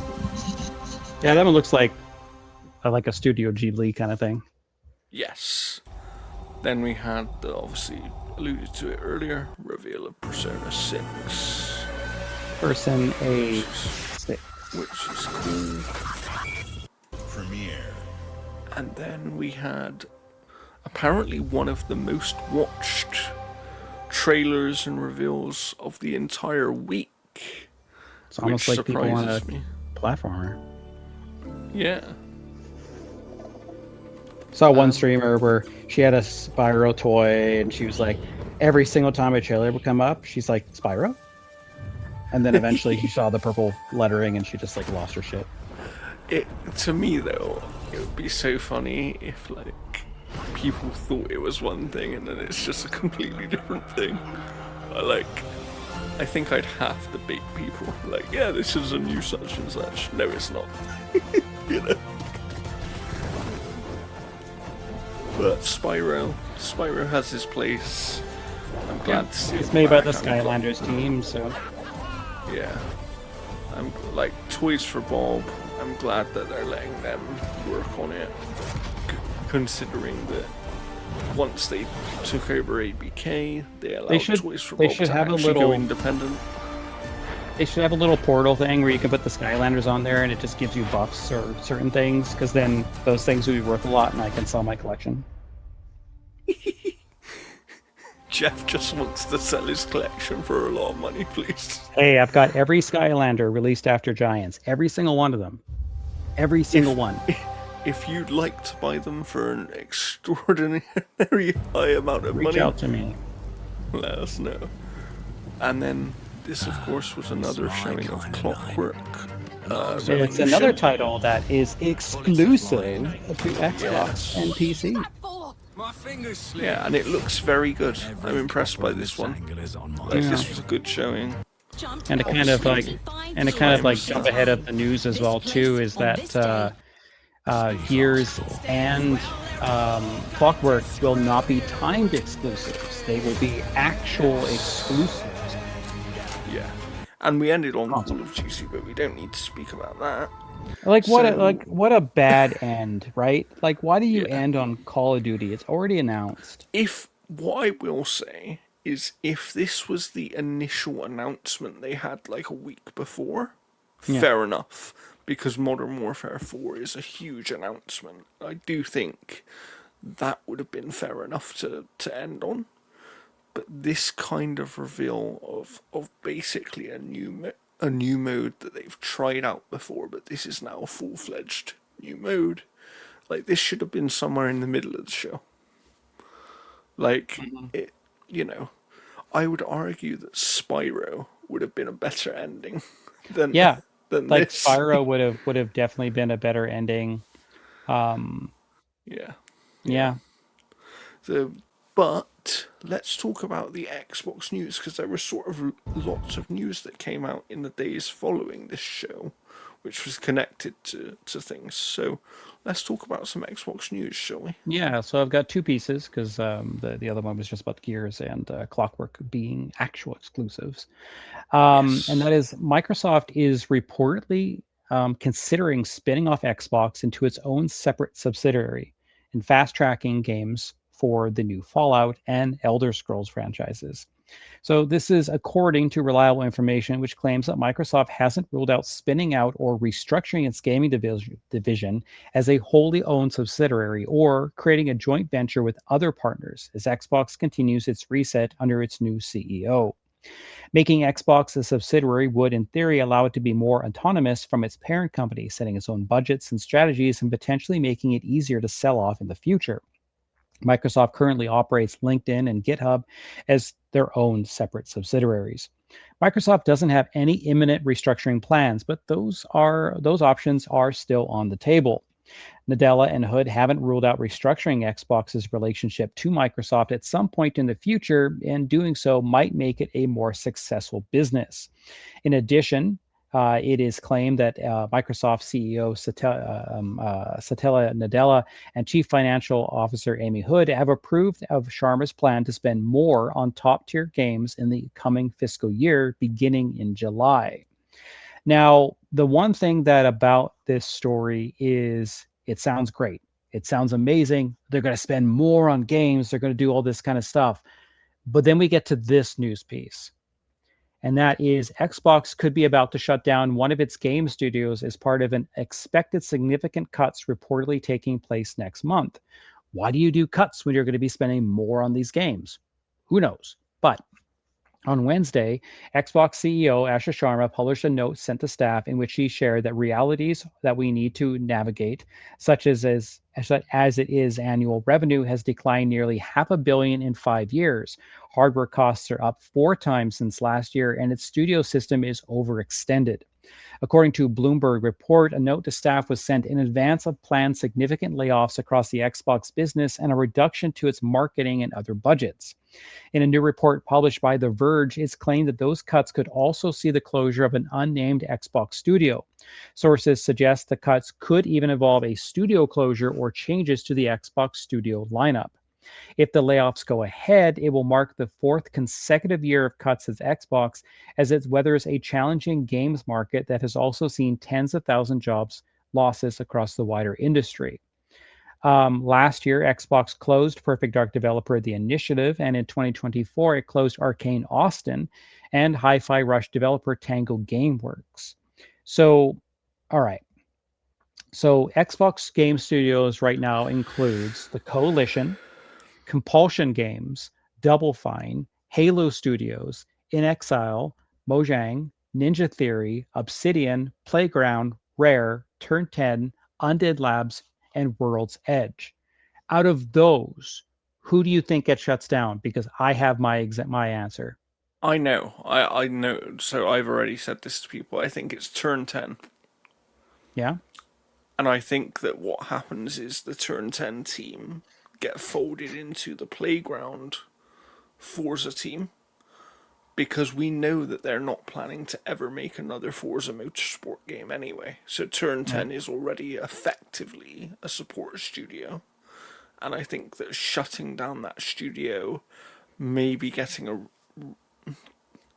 kind of cutting a few of the redundant staff that you'd no longer need because the studio doesn't exist, but then bringing the actual developers over to Playground, I think is a good business move. I think it makes sense. I think it has to be Turn 10 out of that group of studios, in my opinion. What do you think? Yeah, like Turn 10 is definitely, I think, one of the more, I think, easier kind of ones to kind of pick, just because, again, exactly what you say, like, they're likely not going to make another motorsport. In terms of where I was kind of thinking is I could see them shuttering Compulsion Games. Yeah, that's another one that I think because I don't think South of Midnight really moved the radar for them at all. Yeah, and I think also they're probably in a space where for them to make their next game is going to cost a lot of money, because they've probably only just really started development on it in the last sort of 6 to 12 months. So we're talking about millions over the next 3 or 4 years to do their next game. I think that's reasonable. I also think, although people are talking about a studio closure, I think one of the ideas to remain open to here is I think they could do what they did with Toys for Bob, where they say, hey, we can't really support you anymore, but we don't want to shut you down. If you guys want to go and independently do something, feel free to do so. And I think they could do that with Double Fine. I think they could give Double Fine. I would be a bit surprised if Double Fine, like, in order for them to be bought by Microsoft, I wouldn't be a bit surprised if they put a clause saying that if you ever don't want our studio anymore, that we go back to what we were doing. Yeah, I wouldn't be a bit shocked by that either. Because that seems like something that, like, I feel like Tim would have put in the the ability for his team to be saved. I'll put it this way. They're not going to close down Obsidian. I think they might make some cuts from Obsidian, because I do think that studio has 4 teams and they don't necessarily need 4 teams of developers. No. Especially if it sounds like Xbox going forward is going to focus less on these kind of smaller creative projects, and they're going to focus more on the bigger games that speak to the wider audience, let's say. I don't think you're going to be seeing like another Pentiment, I don't. No. like things like that aren't going to happen. So I can see them potentially making some cuts from Obsidian. But I don't think they close down Obsidian, because I think that studio has too much value and has kind of proven their worth over the course of this generation. They clearly don't close down Ninja Theory, because they've just announced a game, but also Ninja Theory, because they have a lot of technology and technological expertise. Yeah. Their accounts leaked not too long ago, and they made like 500 million in revenue 1 year, like in profit 1 year, without even shipping a game. So you know, they're a money making studio because they have tech. I do, oddly, I do think Undead Labs, the makers of State of Decay 3, could be closed down, but I don't think that would happen yet. I think that would happen post State of Decay 3's release. Yeah, because that game's taken forever to be made. Yeah, so I think they could be closed down because they've burnt a lot of resources and things. But yeah, there aren't really, like, there's no way they're going to close down Playground. I don't think. Then you look into their wider portfolio of studios, right? And it's like, they're not going to close down id Software because there would be a riot if they did that. But also, again, id, similar to Ninja Theory, have a lot of technology they can make money from, even if they're not making their own games, right? So I don't think they close down id Software. Machine Games. Well, they're working on another Wolfenstein, so I mean, like, I don't think you're getting rid of them. Plus, they made Indiana Jones, which made them a decent chunk of change. Yeah. Arcane, like, I know they've closed down one of the Arcanes, but Arcane Leon is so say working on that Blade game, and I'm assuming that if you're making a Blade game, you have a contract with Disney to actually make that game. So closing down the studio that's making the game would probably actually cost you money to do, not save you money. So I don't think that would happen either. Like, the only Bethesda studio that I could see them closing down, potentially, but it would depend on the current, or at least making significant cuts from, is ZeniMax Online Studios. And what I mean by that is, we know they cancelled their new IP they were working on at some point last year, because the creative director left the studio after they cancelled that project. And yes, they still support Elder Scrolls Online, Fallout, etc. But they don't seem to be making huge expansions for Elder Scrolls anymore, even though they've obviously got one coming up. They don't seem to be making the same level of updates that they have done previously. So I wonder whether that studio could be in danger of some sort of massive restructuring. And then on the Activision side of things, who knows? Like, I wouldn't be surprised to see a couple of those studios close, but that's just because I'm not actually sure that Activision needs that many support studios for Call of Duty anymore. Yeah. I just don't think they do. Well, especially if they're gonna go, like, if they're gonna do a Call of Duty like every 2 years or something, if they ended up going to like that model. Precisely. The one thing I did want to say on this, though, is I'm against, like, layoffs, especially when a company, you know, I get that they're trying to make the Xbox portion of the business more healthy. But when a company like Microsoft makes as much money as they do, cutting employees from a smaller section of their business, even though you're still overall making profit, is always going to rub people the wrong way. But what I would say is, if we view their gaming business as its own entity, based on the statements from Asha Sharma and other things that we now know, and I do want to praise them for actually being very upfront about this information, I think that it's very clear that basically what they're saying is, hey, we over-invested in gaming more than we probably should have. We have too many studios, and now we need to make a bit of a correction on that. That is how it comes across to me. Is that how you interpret it as well? Yeah, I just kind of wish that there was like the ability for these studios to like be autonomous after, like that they would keep their studios. Like I hate seeing a studio shutter just because you bought them and made a mistake. Like that kind of like, when you have a studio around for 20 some years or whatever to be, I agree. That sucks. I agree.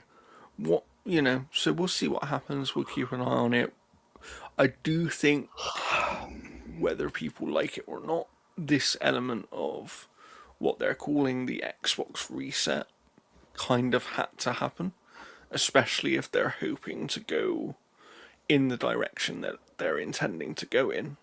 I think they had to slim down slightly and be like, okay, we'll get rid of some people because we're not going to be doing these smaller side projects anymore. But we're going to focus on the bigger tent poles of, Fallout, Halo, etc., etc. So, but yeah, I think that is what it is. I don't think that was going to be avoided because the industry is in a terrible place right now, as they rightfully point out. And, if Xbox does eventually become its own separate kind of entity away from Microsoft, even if it's a limited separation like LinkedIn and stuff, I would be interested to know, is that going to be just the Xbox segment of things, or will they take all the other gaming things with them as well? Like, that would be interesting to see what happens there. But yeah, I think that's kind of it on Xbox at the moment. We obviously want to end today on some of what we've been playing. And Jeff, I am informed that you have been playing a bit of Lego Batman. So yeah, why don't you talk to me about this as I bring it up here? We've got some gameplay from MK Ice and Fire. Good YouTube channel, which I have actually watched several times. Yeah, it's audio, but like, here you go. So my history with the Lego series is I like Lego Pirates, and then the rest of the Lego games are just a blur to me. Like they're just the same thing. Yeah, that's fair. And like Skywalker Saga tried to reinvigorate certain aspects of it, but it was just literally Star Wars Lego again. This one here, like, what I like about it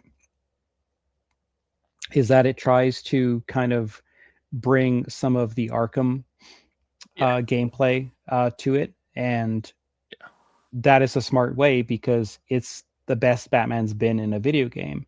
And so when you adapt that to the Lego stuff, that really works. And like the gameplay is fun, like the combat is really good. You can zip around and kind of like shadow grab people, like zip down, beat them up, and then zip back up. Nice. And it does a really good job of it. It does have the stuff where you're like swapping to someone else and putting the fires out with Gordon's goo gun. There are more limited characters in this one though, right? Yeah, so you have Batman, Gordon, Catwoman, I think Batgirl and Robin, and then Batman. I think that's it. But Batman's got like, I don't know, 100 suits or something. Nice. I unlocked the samurai one, which was pretty cool. And so yeah, like this is where you're fighting like Red Hood, and then you're eventually he'll become Joker and whatnot. But they kind of pull from a lot of stuff. So they're pulling from like Batman Begins. I mean, it opens up with you going to the monastery and all that kind of stuff and whatnot. So it pulls from Batman Begins and the Dark Knight and all that kind of stuff, but it also pulls from the Batman, which is the Robert Pattinson one as well too. So like the Gordon that's here is the Robert Pattinson Gordon. Interesting. Okay. And yeah, like it pulls from a lot. Same with like the Catwoman here is a cross between the Zoe Kravitz one and the Michelle Pfeiffer one. Like Okay. you use like the Catwoman that's here is in the Michelle Pfeiffer outfit. The penguin that they have here is the Danny DeVito penguin from Batman Returns. Nice. So it kind of pulls from all over the place. I will say that it's a very lazy in um having Batman kind of start fresh to suddenly being more involved. Like when he leaves to be Batman, he comes back and most of the Batcave's already made, like on a mission. So like Yeah. it doesn't really lead into the him starting to be Batman. He just suddenly like is this fully envisioned version of the Batman, and then he slowly like it has these little time jumps that don't quite are they're not really apparent. They just kind of like move the story around. Yeah. And I will say like I'm interested to hear what his Batman sounds like when he's been a bit more experienced, because I will say this is the worst Batman voice I think that there has ever been in the voiceover world of Batman. Oh wow. Um, Okay. it Wow. is barely like when Jim and him talk, you can barely tell who's actually talking. The voices are so similar. But the Batman voice is barely elevated over his Bruce Wayne. Like it is such a disappointment for the character. Like there's no real gravel to the voice. There's no really like he's pretty much like I'm Bruce Wayne, I'm Batman. Like it's basically like that change of a character voice, and it just doesn't work. His Batman voice is just not good at all. That's Um, crazy to hear. Like, because I do own this game, I just haven't actually played it yet. yeah, like But yeah, I like to say the it's like the worst VO version of Batman. Like that's crazy. yeah, well, I'll say it's maybe not the worst one because I think D. Bradley Baker or whatever that one Batman cartoon series I never watched wasn't that great. Um, but no, or not D. Bradley. Is that who I'm thinking of? The guy I from Drew think Carey? so. Yeah. Yeah. But this Batman voice is just it's not even a Batman voice like at all. Like it's he's like not even trying to be Batman really. Um like it's just I don't like the voice at all. They Um should have got Christian Bell. God no. I knew you'd say that. I knew you'd say that. Get Pete Holmes. Um no, like it's like honestly like my favorite Batman is obviously Kevin Conroy, but after that I would say that Jason O'Mara, I think is his name, the guy that was on Agents of Shield. He did Batman during like Justice League War and a bunch of other the stuff when they were trying to make that continuity of like 6 films that were all within the same universe. Um, Yes. Yeah. his Batman's good, but again, for a Lego Batman, you do have to be a little playful with some of the interpretation of the character. But this I'm is honestly surprised they didn't just go for like Will Arnett. Like no, you want to want Will Arnett as oh yeah. I was thinking of the different guy. I'm thinking Will Forte. No, I Will think that Forte. if you have him as Batman, I don't think it fits the tone. I think that's a little too gravelly. But it just Yeah. like there's no difference between his Batman voice and his Bruce Wayne voice really, and that's the one thing that's kind of like iffy because like you know one of the first things you do in the game is Bruce Wayne goes to pick a fight and gets into a fight with the bad guys with Gordon next to him, and then suddenly he shows up like a year and some later as Batman, and it's the same voice. Like Gordon wouldn't know. Yeah. But no, like the gameplay itself is super fine. I think it evolves it a little bit past of what Lego's done before. I mean, Good. going around Gotham super fun.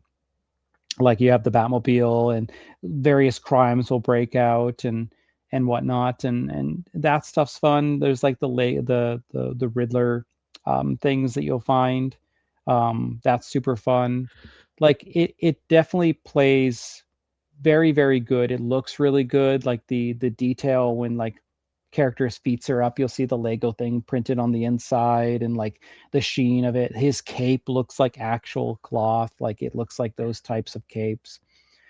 Nice. And the action keeps up pretty good. The cutscenes are really nice. Um, like a lot of the stuff, a lot of the choices that they make in this game are well done. I think some of the humor is the same stuff that we've seen in the Batman Lego games before. Yes.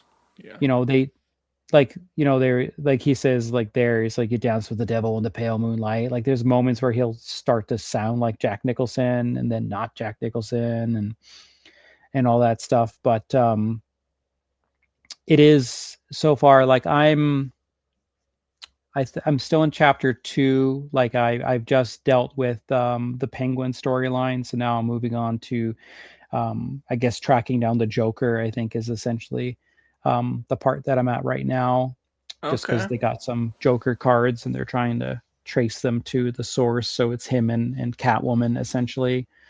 Um, but yeah, like it is a mixture of all of the Batman stuff. It's as if everything that's happened during all of the Batman movies is So all in one basically, Batman. if you're a big Batman fan, there's probably going to be a lot of stuff here that you like. Well, like if they don't do Mask of the Phantasm in here, I'll be kind of disappointed because like that is like the best Batman movie. So That's fair. That's fair. but no, and I like will. the I mean, I'll play this eventually. I planned to play it when it came out. Like I did purchase it on the PC. I've got the PC version. But it was one of those things where this year has just been so busy with different things to do, and and like even like personal stuff. Like I'm trying to find another day job at the moment. Like it's just things have been a little bit crazy, and it feels like things aren't going to slow down for a couple of months. But this is definitely something I do want to play by the end of the year, because I think it could be relevant in at least a couple of our categories. So yeah, and like again, like this is a far cry from an actual Arkham game, but it's the closest that we've kind of got in a very long time. yeah, I wouldn't be a bit surprised if Rocksteady helped on this in some capacity. yeah, yeah, But the combat is very, very Arkham. Like you're hopping over and under and doing all that kind of stuff. I do wish there were more perches to kind of zip around on to allow combat to kind of shine there. But it is still very, very good. You gotta like you build like the Bat Cave and you build all these little segments in the Bat Cave as you earn money and you get like different Batmobiles. So I was playing as the Bat Tank essentially nice, um, nice. from Batman v Superman.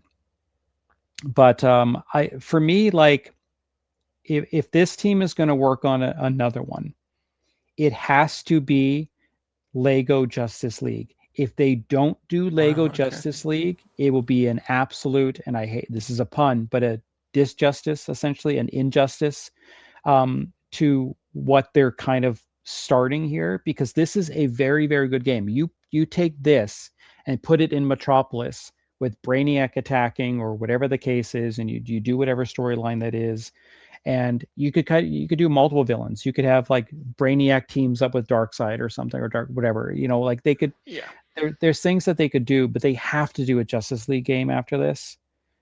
yeah, Like they yeah, just have to with how they've envisioned. Like this is one of the best Gothams they've done outside of like the Arkham games. yeah, Um, it feels like a good evolutionary jump to where the Lego Batman games just kind of felt kind of stale after a while. yeah. Mm-hmm. This does have some of that DNA of where I think some gameplay concepts I think have been a bit overdone. But it is a much, much better game that I would initially have given it credit for, because before I wasn't really interested.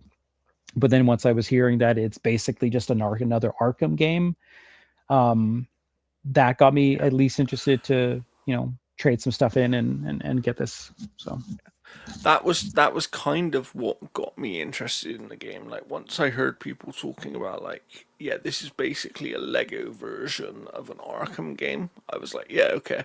Okay, I'm in. So I do definitely look forward to playing it at some point. It's, as I said, it looks good. I like the look of what I'm seeing here in the gameplay, but also based on what you've talked about, I'm very, very interested. But yeah, for now, I think, because I don't really have anything let me just check my Steam just in case. I might have something I can talk about. We did have a little fighting thing that you just put out a review out as well. I did, yes, I did. Which is obviously UFC 6. If you haven't seen that review, go and check it out. I would say that the basic summary is if you have played a an EA UFC game specifically before, a lot of the modes and ways of gameplay on offer are basically identical here, as you would expect from an EA style sports game. However, the presentation, which is key for sports titles, is the best it's ever been in a UFC game.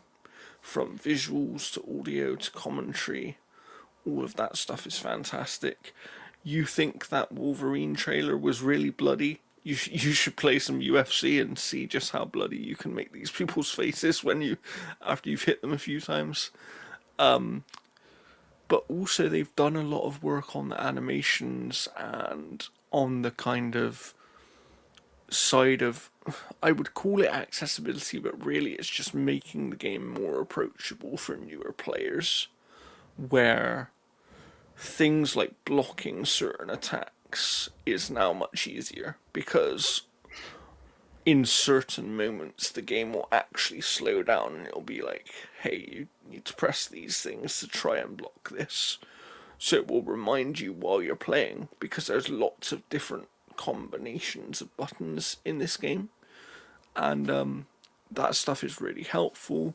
I have enjoyed playing it. It's the kind of game that I'll sort of throw on for half an hour here and there to continue playing through my career mode.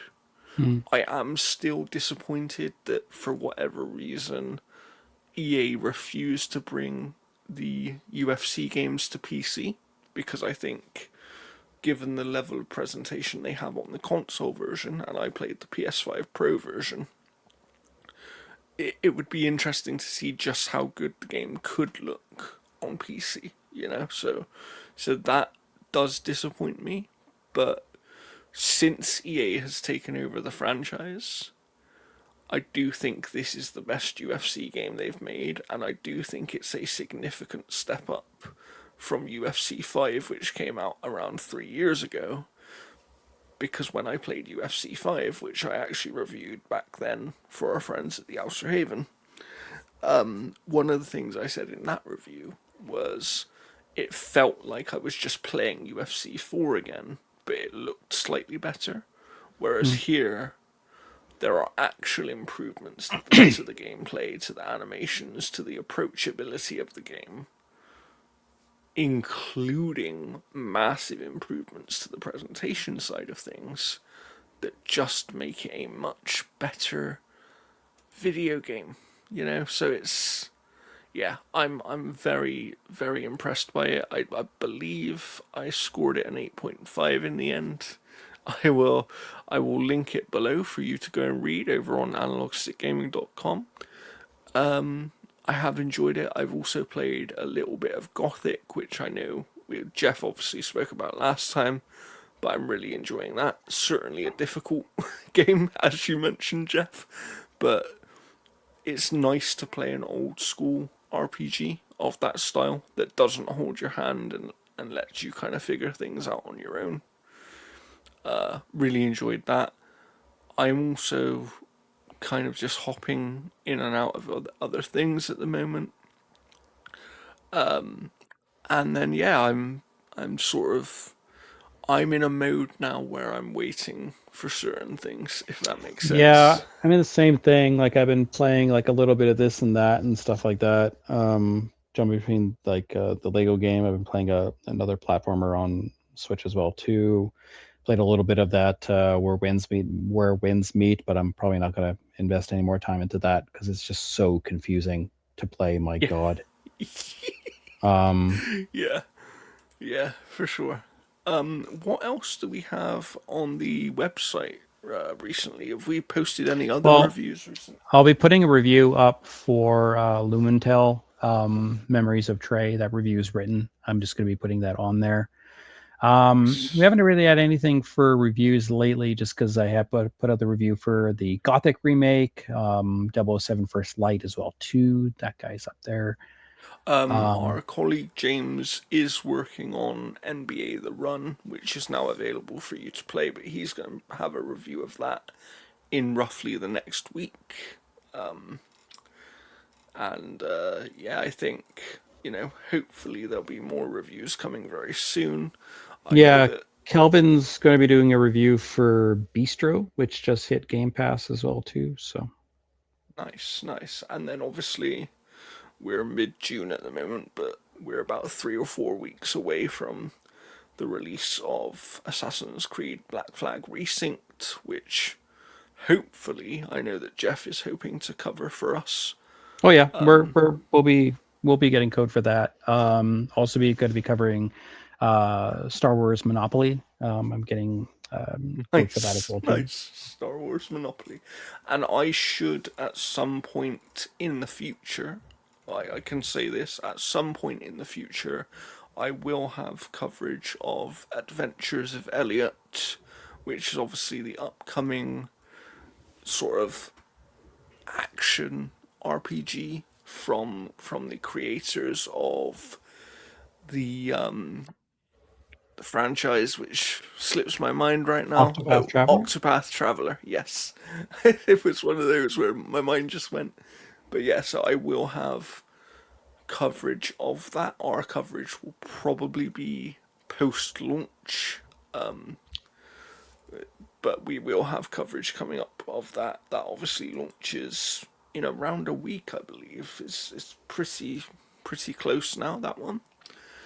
But just make sure that you stay tuned to the channel and stay tuned to the website, and let us know if there's anything as well that you'd like us to talk about on the show, because we don't always see every single piece of news, even though we're out here, sort of writing news ourselves and doing things like that.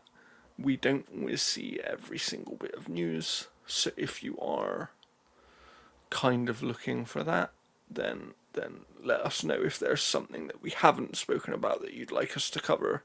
For example, if there was a game at Summer Games Fest that that maybe we missed that you really liked, let us know in the comments. And I think for now that brings to a close this episode 92 of the Gaming Mix podcast. What I will say is we're hoping to have more interviews on the channel soon as well. I've been trying to chase a few things that are coming up. We obviously interviewed Miss Russo, the founder of Spiders, a little while ago, and you can go and check that one out. And we thought that she was in a video game the other day. So it looks so much like her. But yeah, so we've got that interview, and the interview series will be a separate thing, just for people who want to kind of go and find those. They'll be separate from the Gaming Mix podcast, but they will still live here on the Analog Stick Gaming YouTube channel. And what I would say is, if there's anyone out there that you'd like to see us interview, please let us know in the comments, and we will certainly try and get in touch with them. But until next time, have fun gaming, and we'll see you. Goodbye.